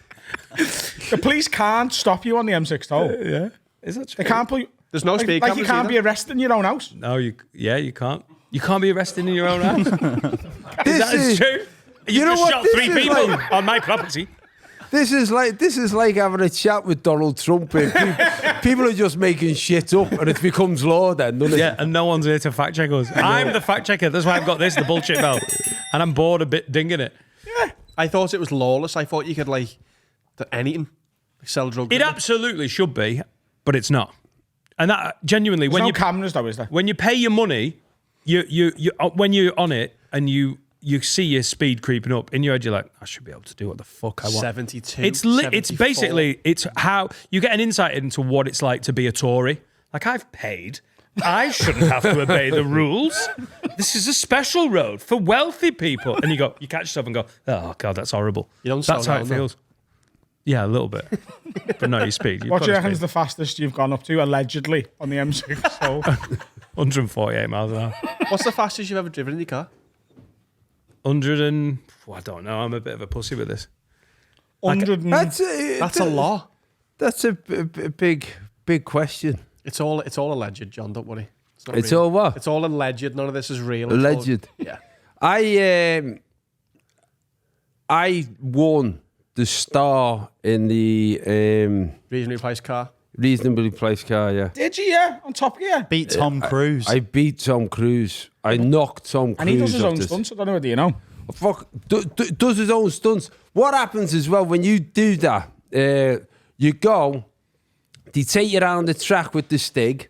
He drives it, and then I think he does it twice, and then you get a go with him in the car, and then he gets out, and then you get 2 goes. That's it, And you get your fastest one. and then you get your fastest one. Tom Cruise apparently had arrived with oh God, what was the girl who was in a film with? He'd done a racing car film. Oh, Night and Day. It was Cameron Diaz. Cameron Diaz, yeah. So they were both doing it, him and Cameron Diaz. And apparently what had happened, he helicoptered in and they were doing it. And she got her score and then he had his go. And he says, oh, that's it, Tom, you've had your 2 goals. He went, no, I can go faster, I want another go. And he went, oh, okay, because it's Tom Cruise. Apparently he had 7 goals at it, right? This is true, he had 7 goals and he only stopped then because he said, you've got to go to the premiere, you've got to go. So he went to the premiere. And when I sat down to do it, he was number 1. He was the top one. And Cameron Diaz was 4th. That's how good she was. And I remember Jeremy Clarkson said, where do you want to be? And I said, I just want to be on top of Cameron Diaz. I thought that was the best line I've ever come up with in my life. And I ended up on top of Tom Cruise, which was a big surprise to everyone. Isn't it mad? Like, because Top Gear was such a part of just like our culture and our lives and stuff and telly, but how big it was at like its pomp. Like Tom Cruise did Top Gear. And also how simple the star in a reasonably priced car is as a concept is. Oh, yeah, it's an and it idea. was the most popular bit. Yeah. And Like also no one in history has started that bit. No, and gone, I'm clicking it off. when you got in, like I'm not into cars really. I'm not into fast cars apart from when I'm on the toll. I'm not really into flashy cars or anything like that. So I turned up with no expectation whatsoever, and they put you in this. I was in a Kia, and I just thought it's not my car. I just don't care if I crash it because there's no consequence to it. So I just bombed it. I just enjoyed the fact that I was doing it and bombing it. And my God, the amount of people who spoke to me about it. Of all the things you do in your career, of all the things that you think is the rich tapestry of the life I've created, and I still get people coming up, oh, you beat Tom Cruise. It's because it's such a popular show. It was massive. We need something like that, you know, because we were going to do something like this when we first opened the studio, wasn't it? We were going to get like like we had a table tennis table at one point. We were going to be like, see who can like get the like play me or whatever, and then we were thinking of getting like a punch bag machine. It's like the highest score or whatever. We need something like that for the guests. Yeah, darts. Didn't you then get to speak to Tom Cruise about it? I did, yeah. I did Graham Norton, and I was doing Graham Norton just as the whole world was coming out of COVID. And so it was one of those shows where they had no studio audience and all the guests were sat apart. And I was doing it, and he said Tom Cruise was going to be the other guest. I was like, fuck, Tom Cruise is going to be the other guest. So, and because we were all separate, the girl who sort of doing the makeup came into my dressing room, and a girl who have done my makeup before a few times, so she was doing my makeup, and she said, look, I'll have to get your hair up in clips. I had all my hair clipped up like that, and she's putting this, and then there was a knock at the door. And she said, oh, someone's at the door. I said, well, can you just go? I feel like a dickhead. And she said, well, I said, all right, I opened the door. Tom Cruise was at the door. And I'm fucking like that. I met Tom Cruise, all my hair in clips like that. Going, oh, are you, Tom? And he said, mate, I just want to come and tell you, you know, I'm a big fan. I went, do you think I'm someone else? He said, no, I'm a big fan. His sister is married to a South African who's a big Liverpool supporter. Oh, wow. He said, so he got into your comedy via being connected with Liverpool. He said, I'm a big fan. I said, that's brilliant. That's great, Tom. Come to a gig whenever you want.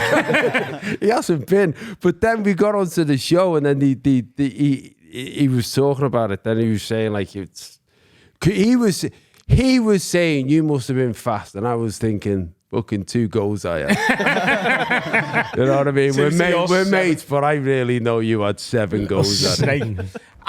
I think it's quite a... Oh, but I've got to tell you this, though. That was one of the only times... Because sometimes, you know, you're meeting big stars, big stars, and you kind of... And you kind of... You know, you're all in the same business, and it's never really overexcited me. Footballers and all that stuff excite me. But that was one of the times where I thought, oh my God, afterwards, because he looks at you and you feel like the most important person in the room. He's got this real charisma. And I remember coming away and we were in the car and I thought, oh my God, I haven't swapped numbers. And I phoned my PR fella and said, just send him me email. you felt like that with Andrew Schultz. Because you actually believe you could be his mate. Oh, Andrew Schultz has got that. He's got that thing that makes you feel so important. I tell you, Andrew, I was over in the Comedy Cellar in New York because I've started going over to America doing gigs, you know, like yourself, just for the experience of it. And it feels class, doesn't it?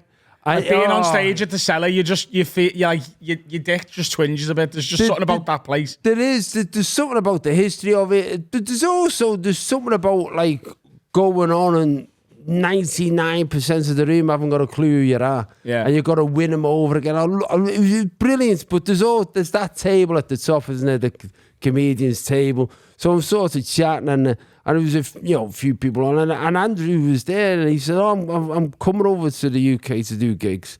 I said, oh, really? I said, have you been over before? He said, no, I've never done it before. He said, it's my first gig in the UK.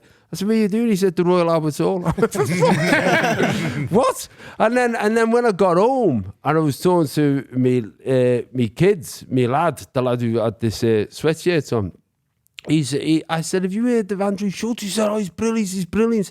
And he's a great example of the difference that's happened now in the comedy world, because I had no idea, but also you've got to remember, I'm 57.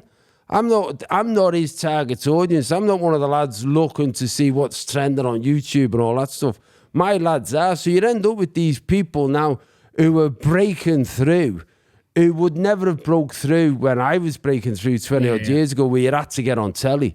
And I think that's brilliant. You know, like this this is a brilliant way to reach an audience. What Paul's done is brilliant. It used to be, fame was ubiquitous. You had to be famous to everybody to find your audience. Now you've just got to find your audience, and that's enough. And he's like that. And he's brilliant at what he does. Can I ask a question about when you kicked it into gear? Because I remember you were one of the comics that came up to the Hyena when I was the sound tech.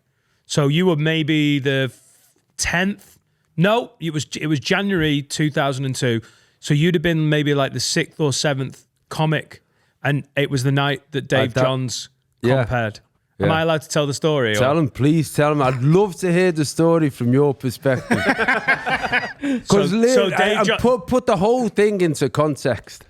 I'll put it in context so I'm not mugging anyone off. I love Dave, and he's been really good to me, and he was amazing. In terms of when I started in Newcastle, he was like the fucking Don. Because he used to own the club, and he was unbelievable at comparing. Yeah. But he did a lot.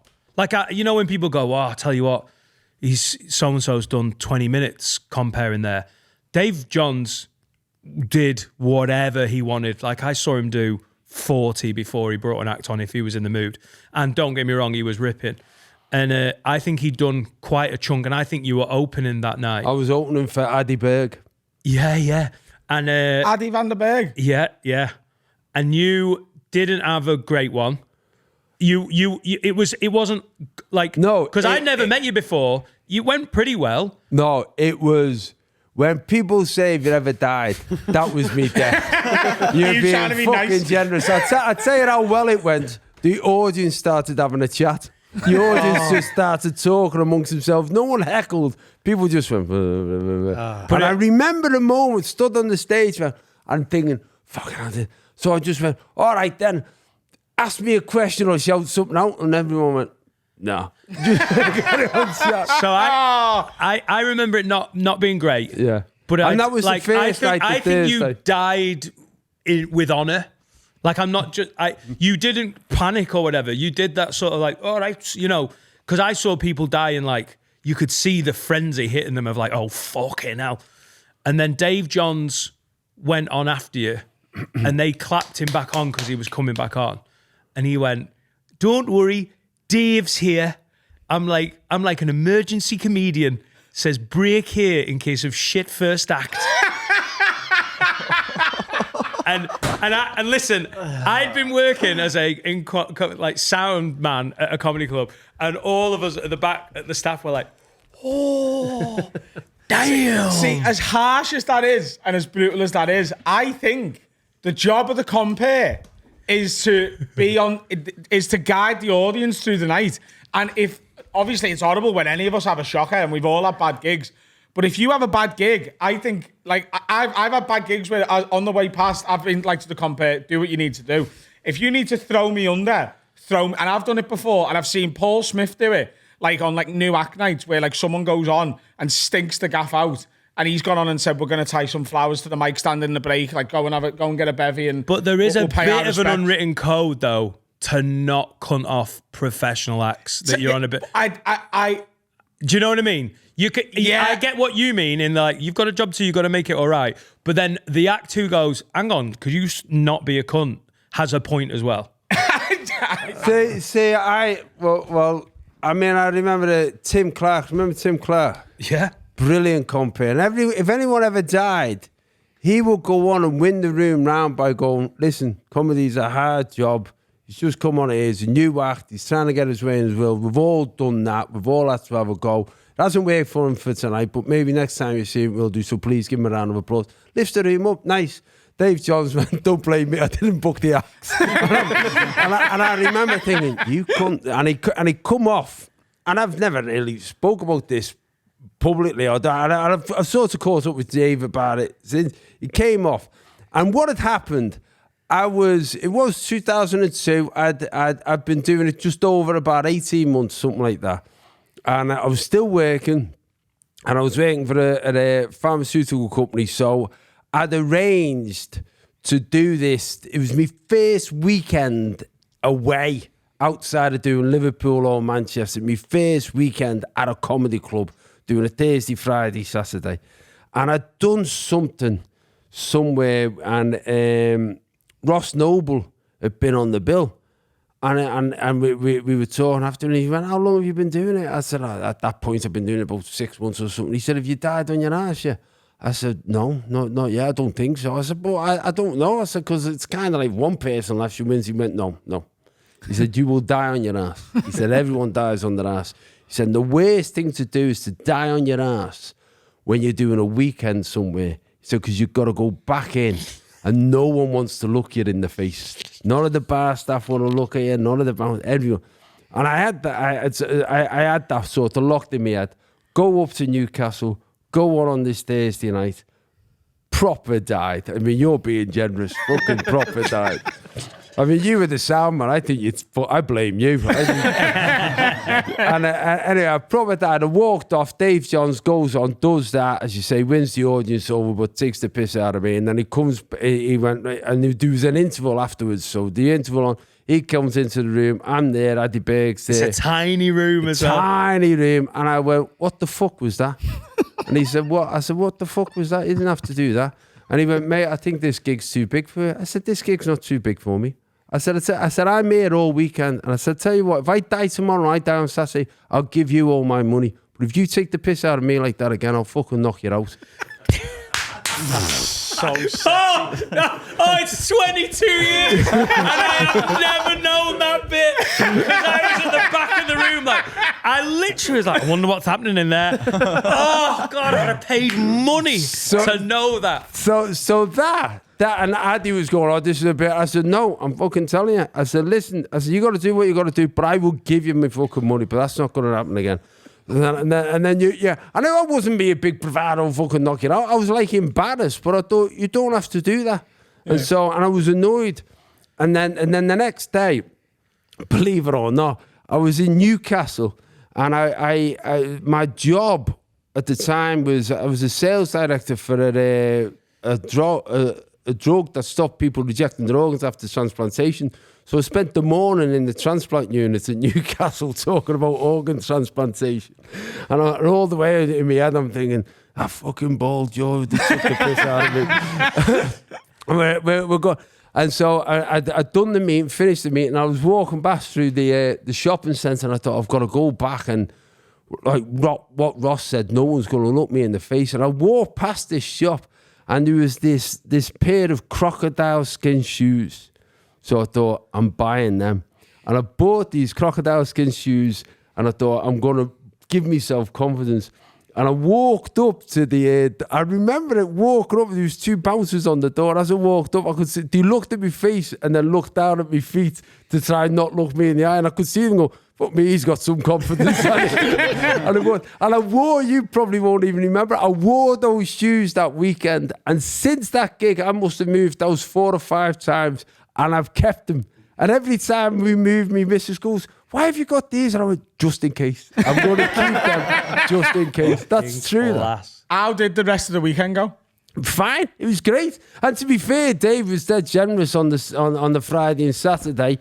After I went on, I think he said something on the Friday going, "You should have been last night, he died, but he was great tonight." And he was good. I think Dave's one of them that can give it and can. I think he doesn't mind mixing it a bit. No, I think it's and as you say, it's just an approach. Some compares will go, right, my job is to win the audience. When I was comparing, I was thinking my job's to make everybody happy. I don't feel you need to run any act down that's gone on. Because let's be honest, we've all had to follow a shocker. We've all had people who have died, and it's either not worked for them, or when you're starting out and you've got all these new act nights, there's some people who are going on and not reading the room. And I just think, for me, the biggest thing that I found when I came into comedy, and I think it's a thing that if you're outside of this world, you don't understand it, is I came in from like a normal job. I assumed everyone was in competition with each other. And what you find, everyone, in my opinion anyway, respects anyone who does this job. If you're a comedian, anyone else who walks on that stage and looks the audience in the eye, you think, he's fucking all right, him. I'm on his side. And what I found when I started off, if you've got something about you, it's a meritocracy. People encourage you. all the other comics go, oh, you're good, do you know this lad? You should phone him for a gig and you should phone him. And you end up, because you can't cheat it. If you're the funniest person on the bill, everyone in the room laughs and you can't pretend. And people might go, oh, I don't like that material. Don't like. They're all fucking laughing. They're the judge. And so I've always found comedians and the community of comedy to be supportive. I tell you what, you're absolutely right. Okay, and obviously you started like a while before me. But from my perspective, you're absolutely right with good comics. So when I started, no one was more like that with me than him.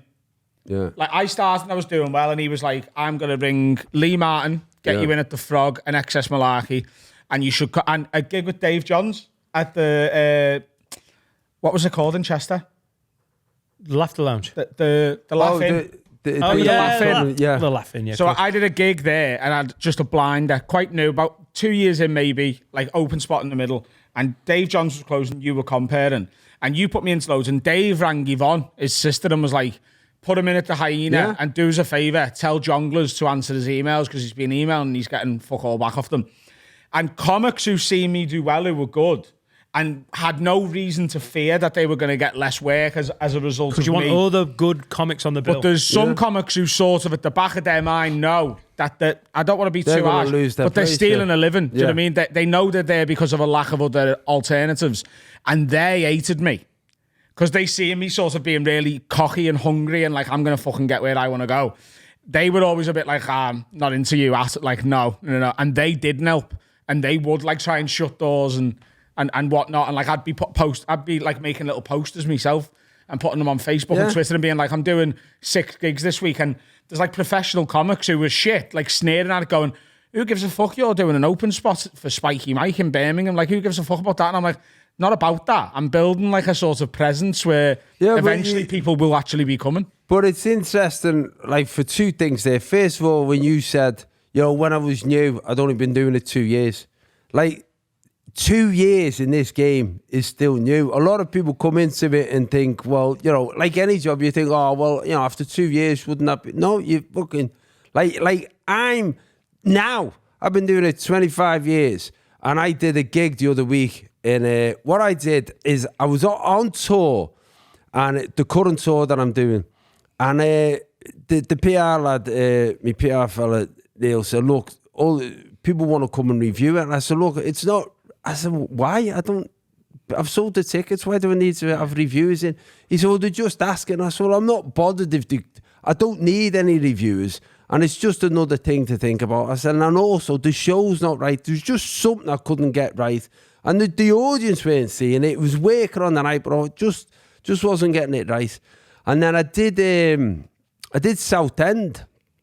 And next thing I know, day after I got a shit review in The Guardian, which is not a surprise because you always get a shit review in The Guardian. But I said, what happened there? He said, we didn't know they were coming. This fella's come without telling us. Brian Logan, yeah, he's a bellend. And he said... And I got, I mean, he's a proper bellend. Yeah, he is. I remember doing an interview once, and I was going down to London on the train, and the train was delayed, and so I couldn't get there. And then he said, "Oh, why don't we meet in this other place?" Because they had a photographer. He said, "I think we can go to Century, which is a private members club." So I said, oh, yeah, all right, let's meet there. I said, as it happened, they've just given me a membership and I've never been in, so that's good. So we sit down, do the interview. Starts off saying, you can tell John Bishop's life's changed. He insisted on meeting in his private members club and turned up an hour late. And I'm like, you fucking knew it was going to be, you know what I mean? And that kind of thing. But on the other side of things, I was speaking to Jason Manford about this, and I was saying the difficulty is he sees more comedy than I ever will. Yeah. And he will have a critical eye that I won't have. And he won't, you know what it's like. You end up with enough skill set to make an audience have a good night, when in reality, you were probably, it's like having a 1-0 win against somebody. You've won, the result's okay, but somewhere you haven't played well. And they'll see stuff like that. So as a professional, it's up to him. I'm not knocking his. I think you're being a little bit generous with them there, because I understand what you're saying. Like There is a difference between a crowd-pleasing comic and a good comic. Absolutely. And I do think, and we spoke about this a million times on here, but like, there's a danger once you're famous, and, you know, especially to the level you are, genuine household name, done so much more than just comedy. And even if people aren't like your biggest fans and don't go and see you live, people know who John Bishop is. So if you walk on anywhere, especially in front of your own fans, they've already got like a decent idea about you and they probably like you, and, you know, so it gets to a point, it's hard to stay as good as you were when you were coming up, because you're not testing your material against people who like don't know who you are, which is why you've gone to America. Because you give a shit about being good. Yeah. You're not just asked about performing to John Bishop fans and making money for that forever. No. Because it's nice and whatever, but you want to be good as well, so you go and exactly. So what I did, so when this review came out and it actually said, yo, it was a meandering mess. And to be fair, I don't know if there was a reviewer in. I did go off on a tangent and I wouldn't have done that. But my head was fucking buzzing around with loads of other things. But I still got a standing ovation. So, like, he's going, meandering mess. Oh, that's a bit harsh. That's a bit harsh. So I said to Neil, I said, right, I'll tell you what we'll do. I'll do a gig in Bloomsbury and fucking tell them all to come. Because this show is better than that review. And so they all came and I did a gig and it was a meandering mess. Because what I did, because I've been going over to America where you don't have an interval, I've been doing this hour and a half in America and Canada, I thought, I'll just do that. And I changed what I did, and it was like, I was talking about it the other day, I said it was like getting into the final as a football team and then saying, right, I'm going to put the goalie up front. I just changed the formation and I don't know why I did it. So what I did is I stood back, took stock, and again, you know, when I say it was a meandering mess, do some decent reviews amongst it and all that stuff. But I thought, right, I'll step back. What did I get wrong? And I was trying to work out what I got wrong.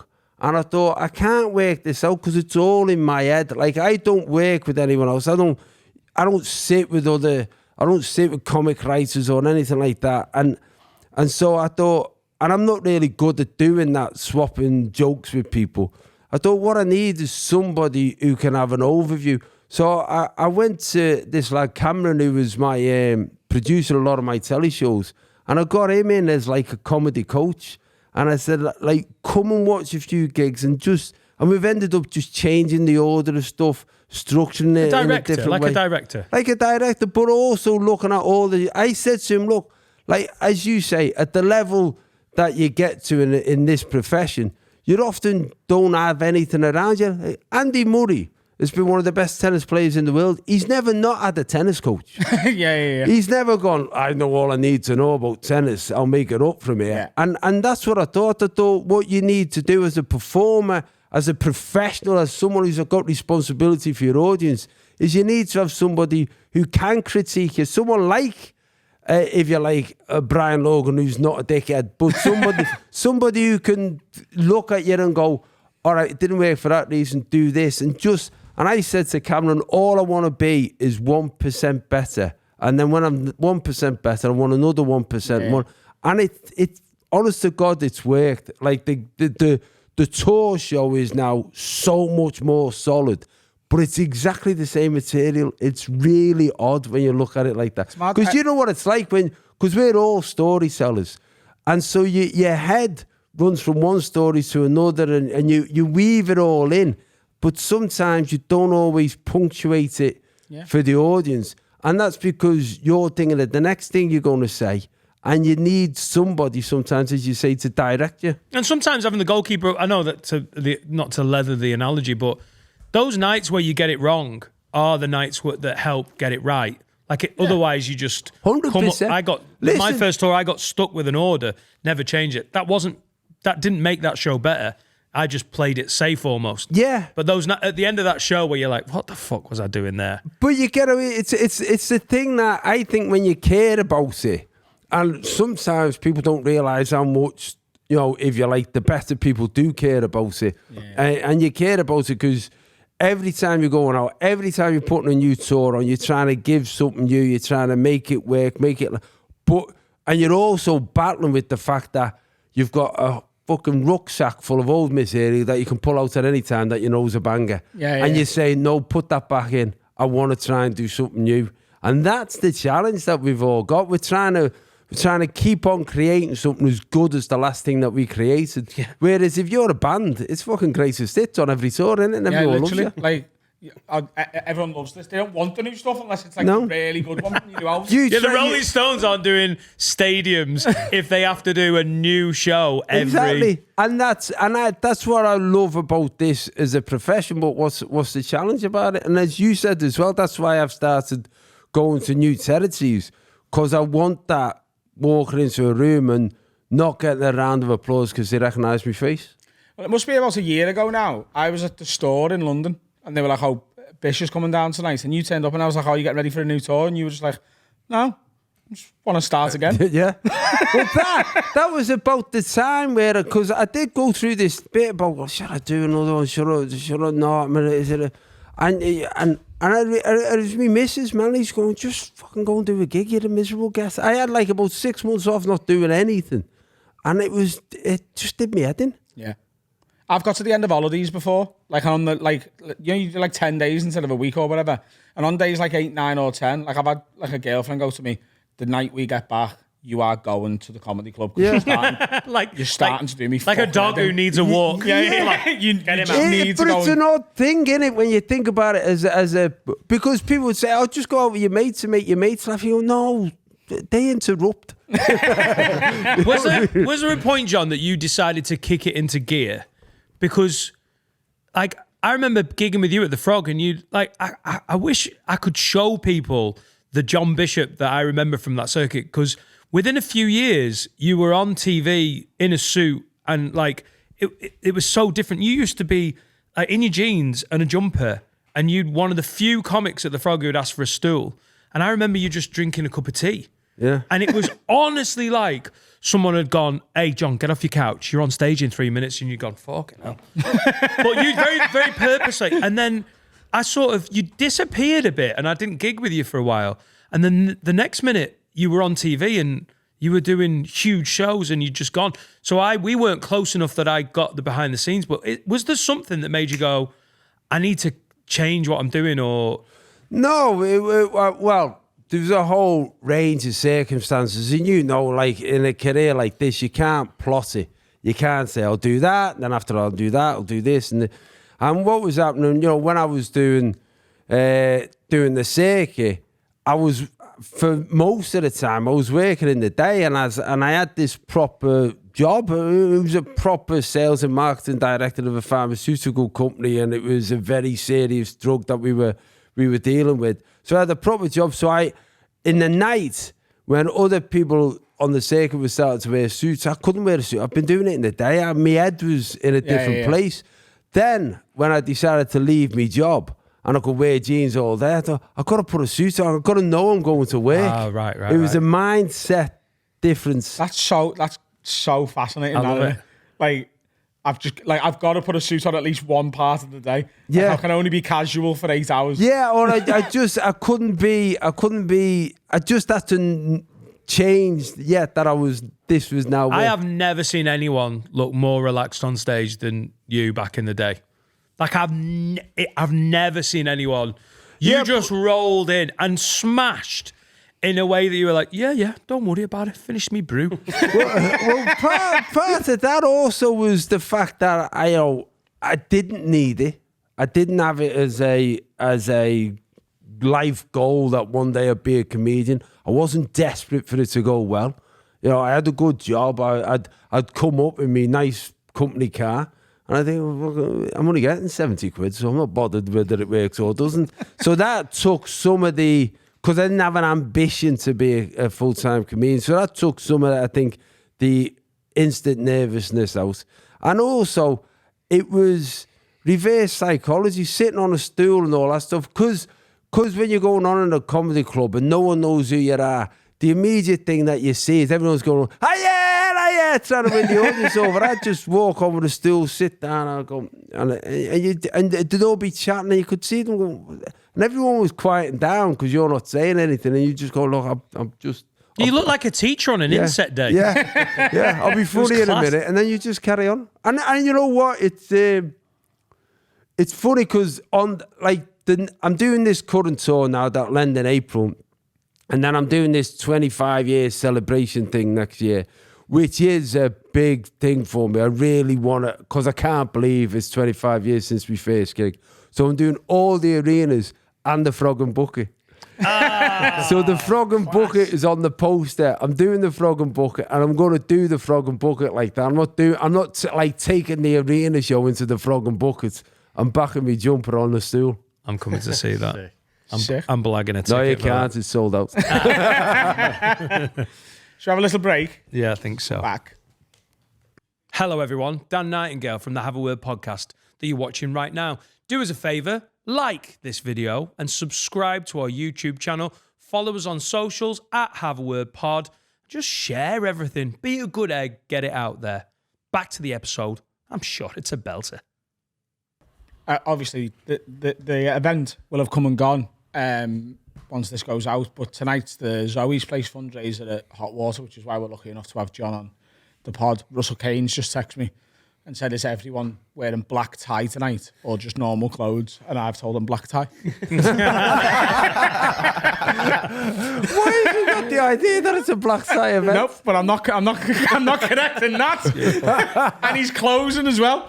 So everyone's going to go on in jumpers and going to go on at the end in a bow tie. Shall we do some advice? Yes. You're a wise man, John. You've got some fucking pearls of wisdom to share. I'm sure. Years on me back, lad. Oh, yeah. If you want some advice, haveawordpod@gmail.com. If you want it like in the VIP queue, patreon.com/haveawordpod. Right. Anonymous. Lids, I need your wisdom and advice. I've got a 16-year-old lad, and the other day when he was at school, I found a little clear bag of pink and blue pills in his coat pocket.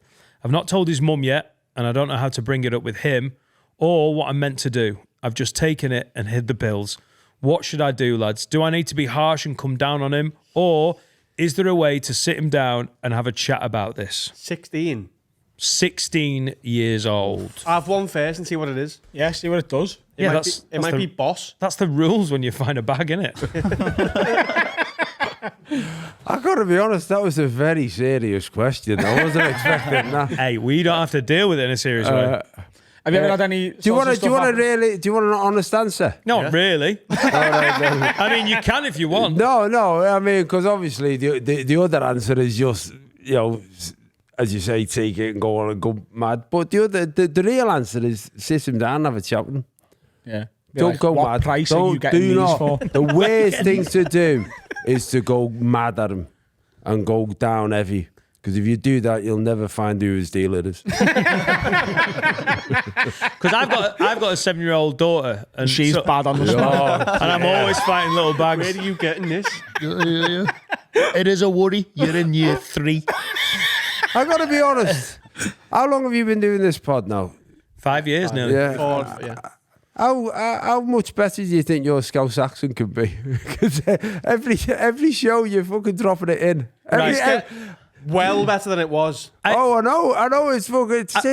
But you can't wait to drop it in, can you? You just throw it in. Honestly, for no I didn't reason used whatsoever. to. I didn't used to. It's how my pod brain thinks now. It's because of these. As soon as I go to a thing, I'm like, fucking hell. It sounds like I'm taking the piss out of you. You know when you're in the shops, you go, should we get a basket? I use lad in actual conversation with my wife in earshot, and she went, I went, oh, fucking hell, You're getting better. You're growing up. John, his daughter calls me Adam Rowlad, and that's from him. Rowlad, I like Rowlad. She was here earlier, turning up. She was like, all right, Adam Rowlad. So we're planning on how we're going to be with the kids when they're older. And me and Laura have decided we're going to try not to be the really strict, all these rules, you can't do this, you can't do that. Because in my head, they're going to do it anyway. So all you're going to make them is better at lying. 16's young, though. He's in school. No, I don't know. To be in school on pills. I didn't know schools on pills. Yeah, they're all murderers and in jail now. The thing is, like, if they've got something else, sport or something like that keeps them away from it, that's good. She loves boxing. But also, the hard thing is, and it'll be different for you, be different for your generation. My generation, we were parenting kids in a world we never lived in. So like you got to remember, that's how fucking old I am. It's like the internet wasn't invented. There was no mobile phones when I was growing up. So I didn't know how to advise my kids about mobile phones. You've had all of that experience, so you would be better at it. Dan, you talking to the same person? You know, Dan's like 58. 58? Is it 58? How old are you? 112, according to these Yeah, cunts. you're only 40 odd, aren't you? Thank you very much, John. I'll absolutely fucking take that. How old are you? 43. 43. Get over 43? it. Yeah, you look 43. I take it. I fucking take it. I got a Nokia. I got a Nokia brick when I was at college. I was about 18, 17. So I've not Yeah, quite but we get a brick grown- of lemo as well. Yeah. Surely it's a bit different though, isn't it? Advising your kids on drugs and phones. They might just be sweets, by the way. You know, like when Yeah, it might be sweet. when wine gums Fucking did this just a poor black and kid- red This packet. poor kid's been put into care. And it's fucking sweet. Wine gums. It might be the Matrix. Blue pill, pink pill. Could be. Oh yeah. It might be a the gender Matrix reveal. was blue and red, right? I think first of all, sit them down, find out what it is, and then talk to Frank. Yeah. Is that still a thing? No. I mean, try the number. Listen, I quit this fucking ages ago. Sick of talking about pills. you should I've done the It's just voice a man again. called I've done the Frank. voice again. You should say to him, I'm going to nail all these, let's see what happens. And he might get embarrassed and never do it ever again. Never double drop. You've No. got to take. Come on. Just go, lad, I'm going to go out in the village after I've taken these and you're coming with me. You're going to watch what I do. You're fucking yeah. And then you get arrested for shagging a badger. Yeah, but he won't do it again. How is that going to teach your kids anything? You always have half a badger shagger. You never drop a whole badger shagger. First, you got to speak to them, find out what they are. Like, we don't know what they are. What you know the pills you like? Like, what are they? Blue and pink? No, back it. Is it because it's pills? Antihistamine. If it, like, genuinely, if it was weed, it's a much different Yeah, scenario, everyone does a isn't bit of it? puff. No, Bit of fucking weed. I'm telling you, I have a very strong view on weed. Weed is too normalised for teenage kids. Weed, any kids listening to this, 13, 14, thinking, oh, well, don't. Fucking 18, 19, 20, but your chemical balances that are changing as your brain's changing in your teenage years get more heavily affected by weed than people realise. Yeah, straight to smack. Don't Telling you. need the I gateway started drug. late, to be fair. When did you start smoking weed? Like 20. Are you liar? And that's not a lie. Did you? Yeah, like, and you know properly. what? 20, 19 that's fine. I was in uni, 19, yeah. I was in 20, uni. that's fine. 12, 13, 14. Honest to God, there's loads of evidence about it, but it just seems to get brushed under the carpet. There's a headline for the newspapers. John Bishop says, don't do weed at 12. By the way, Carl, this is not unusual now. Apparently, Pills in school, that's so I'm mad. like there is apparently even in In my head, pills are like hard shit. Yeah. Yeah, they are. Yeah. No, it's just for a bit of dancing, innit? By the way, as well, if you're fucking in year 10 and you've got some pills, why don't you just not take them at school? Why don't you wait till you're at a party? Who the fuck wants to be in the middle of a geography lesson coming up? By the way, I don't think the school haven't rang him and gone, hey, your Keith's on the tables dancing, He's just found, maybe he bought them at school for a party. Yeah. So this is from one of the high schools in Chester that my daughter might be going to in a few years. Apparently, there's a real drug problem. That's bananas to me. We used to have crazy bones and them things you flick at each other. But that's your group, isn't it? No, Every there wasn't school kids on the Garys as well. There's the goths, the jocks, the pillheads. That might just be because I'm from Rail. Were people on smack in your school? People were on not in school, but like on the weekends they were having pills and that. Maybe we're being blind, but there was no drugs in our school. No, there was puff. No, there was puff, but there was no like hardcore like. There was just weapons being sold. Mate, come on. There must have been some. We went to Cardinal Eanan in West Derby. And in our year group, there's now 7 convicted murderers. And it was a nice school. It was a But good there was school. no drugs. There was no drugs. Yes, they were buying them in from Bolivia and selling them, but they weren't doing them. Oh, mad. Maybe I was just blind and innocent. I don't think there was. Yeah. There probably was. That blows my mind. In my head, 16-year-olds are so young. When Runcorn... Anyway, you know Runcorn- what? I'm so glad that fella's wrote in. Yeah. We've sorted him out. We had a studio up in Runcorn. Yeah. Same place in the Heath. In the Heath. That Yeah. was our first studio before we moved here. In the Heath, in the business park that in used, the business that park, used to yeah. be. No, so that business park was the aspiration. Because my first job when I was 16 was being a fucking, again, this shows you how old I am. Compared to everyone else. I was 16 and I was a mail lad at ICI. And the job of a mail lad Not all lads was are male these days. was to take notes, memos from the offices and the factories around because there was no email. Yeah. That's how they all communicated. And so you used to do that. And the idea was that if you stayed with ICI long enough, you could get up and work in the offices in the Heath. That was the So dream. just imagine if I'd have done that and then I'd have been in middle management and then I'd have been going, all right, if I hold on, I'll get me pension. And then you two dickheads come along and take the end office. And I'm going, what the fuck's this? I've given me life to this country. And look at these two dressing like they've just come in from Alabama. Look at them. Let's do some more advice. This is from an anonymous lady. Lids, I need some advice. I've been with my boyfriend now for almost 5 years. Leave him.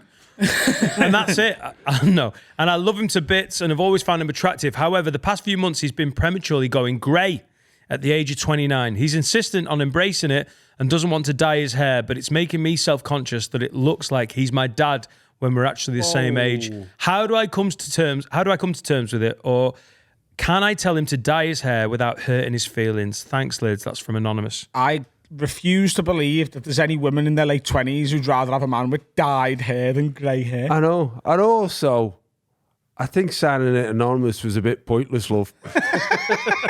I don't think there's many 29-year-old men who's been out with a girl for 5 years who are going to go, I wonder if that's me or not me. If you're Fabrizio a great Ravanelli. 29-year-old bloke, fucking dump her. Yeah, she's shallow as fuck. She's so fickle.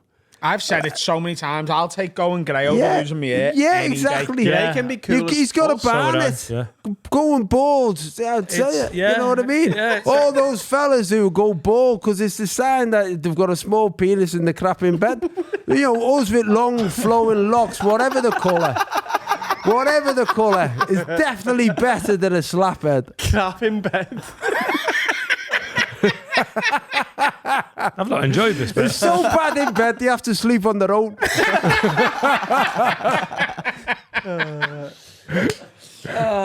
You've got to love him for who he is and not for his hair. Exactly. What about his forehead? Love him for his forehead. George what? Lamb's sexy. He went grey young, didn't he? Yeah, George Lamb, loads of people. George Clooney. Yeah. In fact, lots of Georges.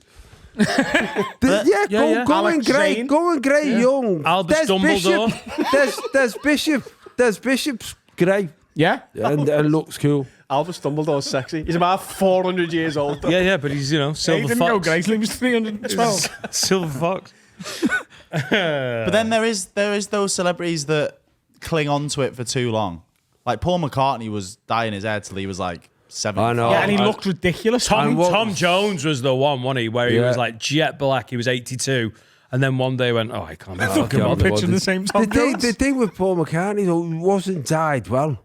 Do you know what I mean? It was like Aubrey colour type thing, wasn't it? And like some did it well. But then as soon as you stopped, he just looked better. I like for her, at least she's going to see the future and decide whether she wants to be with him when he's 60, because she can see what he's going to look like when he's 60. And if he's going grey, he's not going to lose his hair. So you know you'll never have to fuck a baldy. Exactly. And the other thing is, you know, like he's not going to leave her either. No? There's no other girl's going to shag a fella who's got grey. My chest hair's going grey. I've got my first, it's really going Bits of silvery. grey in your beard as well. It looks nice. Salt and pepper. Yeah, it's all right. Yeah, that's good Got like a fun, little isn't it? racing stripe, haven't you? Yeah, nice. I fucking love it, don't you? Because all them badges are fucked. Fast you going, whoa. Why did I bring the one about hair up? I chose that one. How did I think that was going to end? John, how did I think it was going to end? I don't know, mate. I don't know. But with more experience, you'll avoid them in the future. Lucy D says, last one. Hi, my guys. Love you, knobheads, but I think you can help me out with the guy's perspective. We have a big group of mates who have all known each other from school, and we're still mates over 5 years later. There's almost 20 of us, and it's girls and boys in the friendship group. Problem is that whenever one of us girls meets a lad on a night out, the lads in our group act like territorial gorillas and get eggy and defensive of us, even if we really like the lad. Is this normal boy behaviour? Any advice on how to fix this sitch? Or can you just have a word with them from me? I think men get defensive of the ladies in their life, don't they? It's not it's not even like, hey, leave her alone, I'm interested in it. It's just... It's natural. We're like that with Julia. Yeah. Little sister. It's like, it doesn't matter even, like, go away. You protect. I think also it's because we know what's going on in their head. We know why they've come over. The girls are thinking, oh, this would be nice. He's probably thinking of going to lunch or going for a walk in the park. We think, we know what he's thinking about. And it's all over your face, and we don't want him to do that. You know what I mean? You just, that's what you think. That's why you get protective. And also, they've obviously got a close-knit group, but underneath it, we all know if you're... Lads and girls are mates, and that's brilliant. And I've got mates now. She sounds like she's in her 20s or something, presume, because they're all single. If you're mates with a girl, girls may not think of it, but every lad's thought of it. Gone through all of those lads that are being protective of her have all been thinking about it. It just is. I'm not being disrespectful. It's just that they've all thought about it in a completely different way. It's the fit ones, isn't it? The lads are getting territorial about the fit ones. Oh, yeah. Do you know what I mean? Like, rough-looking Becky who's like, oh, someone's talking to me. No one's like, leave her alone. Everyone will be like, oh, good for you, Becky. Good for you, Becky. Yeah. Bozzy Bozzyford. Go on. But that's just... I think that is a normal, like, family situation. Like you said, little sister. Yeah. They all view her as part of the family, and she's got to say to him, "Look, I'm a woman. I want a bit of dick. Just have a girls' night. Just have a girls' night. Yeah. That's the thing, isn't it? Yeah, that's the other thing. What are you doing going out with them? No beds for anyway. Go out with your girl mates. Listen, you can be a great boyfriend, a great husband, a great wife, a great girlfriend, right? There's so much to be said for those nights out when it's just the boys, when you're with the boys. Yeah. And for girls, like, it's not that you want to go out and cheat or whatever, it's that you just get to You want to go out and have fun? Yeah. Yeah. Yeah. You don't want to have to rugby tackle rough-looking Becky, you know? Because she's at the dips again. I want to go out and have a laugh with like-minded people. Yeah, just get a girl. That's the girls, not the boys. Get a girls' night out on the go. I read an article the other day. No, you didn't. Twitter. You saw a TikTok. TikTok, there you go. Listen, I read this article, right? This moving article. What was it? Another article for me. 3 hours of articles. In the National Geographic, was it? Damn these subscriptions. Go on. The Washington Post. Will you ever leave me alone? So, have you ever seen like a Have you ever seen like a woman overreact to something? Right? What? No. Like a young girl, like or like a woman who like sees a spider and they go fucking mad, or like, you know, like they get a little bit scared by something, or like they'll be like, "Oh my god, I can't find my photo." That it is, you know, that sort of thing. Yeah.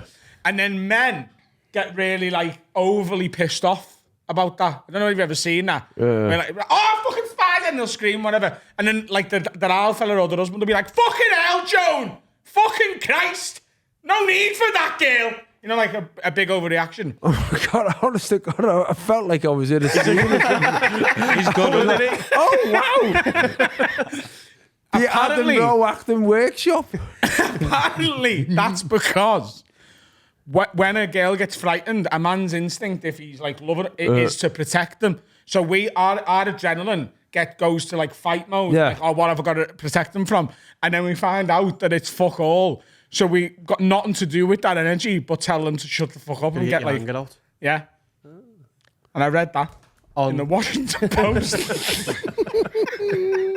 That's good. So basically, that's saying to every man, when you're shouting at your missus because she was shouting, it's not your fault. Exactly. And so you can carry on shouting to her instead of she you screams, calming yourself down. There's a spider in the bath, and Yeah, you lose your mind. I'm only annoyed with you because I was going to protect you. Yeah, I thought there was a burglar. It was actually a pigeon stuck in the loft. Your fault. Yeah. And I have punched a hole in the drywall, but that's just because I love you. Yeah, that's how All much right? I That's care. how much I love you. Stop crying. I haven't got any more pod left, did me? Oh, end of the show. John, thank you so much for coming in. We've really, really, really wanted to get you in for such a long time. Plug your socials, John. We'll get you a few more followers. Just hit 1 million followers, haven't you, on Instagram? Yeah. Fast that. And the tour starts next year, 25. 25 is going to be next October, and honestly, I'm looking forward to it because it's genuinely not something I ever expected. You know, this game, you can't come into this game and think you're going to stay in it. And you know, you go up and you're hot 1 minute, and then all you got to do then is hang on for as long as you can. And it's been a hell of a ride. So, and now looking at it, I've progressed all the way to sitting on your couch. It's 25 quid a ticket, isn't it? That's a really sound thing that people. Yeah, well, not that many was people another do. thing as well. We were just talking about it. I just said, like, I want to remove any barrier for anyone coming because it genuinely is an opportunity for me to thank people for giving me a big house. I'm going to buy a big flat soon. I see him on the other there. I really like it. Oh, nice. Finn, have you got a song? Baby? Yeah, we've got a song. It's his song. I'm gonna though. take the opportunity to just plug mine again. Hi, this 'cause is why not? Finley K. Yeah, Finley K, Outskirts. It was on a couple of weeks ago. Thanks for the comments on it. We're well over 10,000 streams now, so keep it going. Appreciate it. Flying. So is this genuinely your song? Yeah. And that's genuinely your name? Yeah. Finley K? I know, Finley Quay, I know. I got told well too late. No, that's great. His actual name's Turkish and weird. Yeah. So he's just sort Yeah, no one can say my surname, so I've just shortened it to K. What's your surname? Gullivers. Like Gullivers, but with a K. Oh, right, okay. But he has to do that Finley every time. K. Yeah. And you can't start your band sessions like that. You can't be like, that's- hello, Finley Gullivers. Let's Gullivers with a K. I've known him 4 years and This is Outskirts. I still It's call him Finley K. Koovaloos. But it's very good. How come you're not Irish? I don't know. I can't answer that. No, you're not I Irish? mean, How come I'm with a not name Irish? like Finley K, you should be an Irish Yeah, lad Finley's coming on quite going, an Irish hey, I want to sing your song now about the old people. He can't be He's any more half nationalities. Welsh, half Turkish. There's no more I heard halves. this on Andrew's show, when he was being racist about everyone in the room. Hey! Shall we... We'll play it out. You just play it out. Yeah. We're very proud of you. Outskirts. Well done. Thank Well Thank done. you, Thanks, John. John. Thanks so you. much Cheers, for coming man. on. Thank you. Bye, Felicia.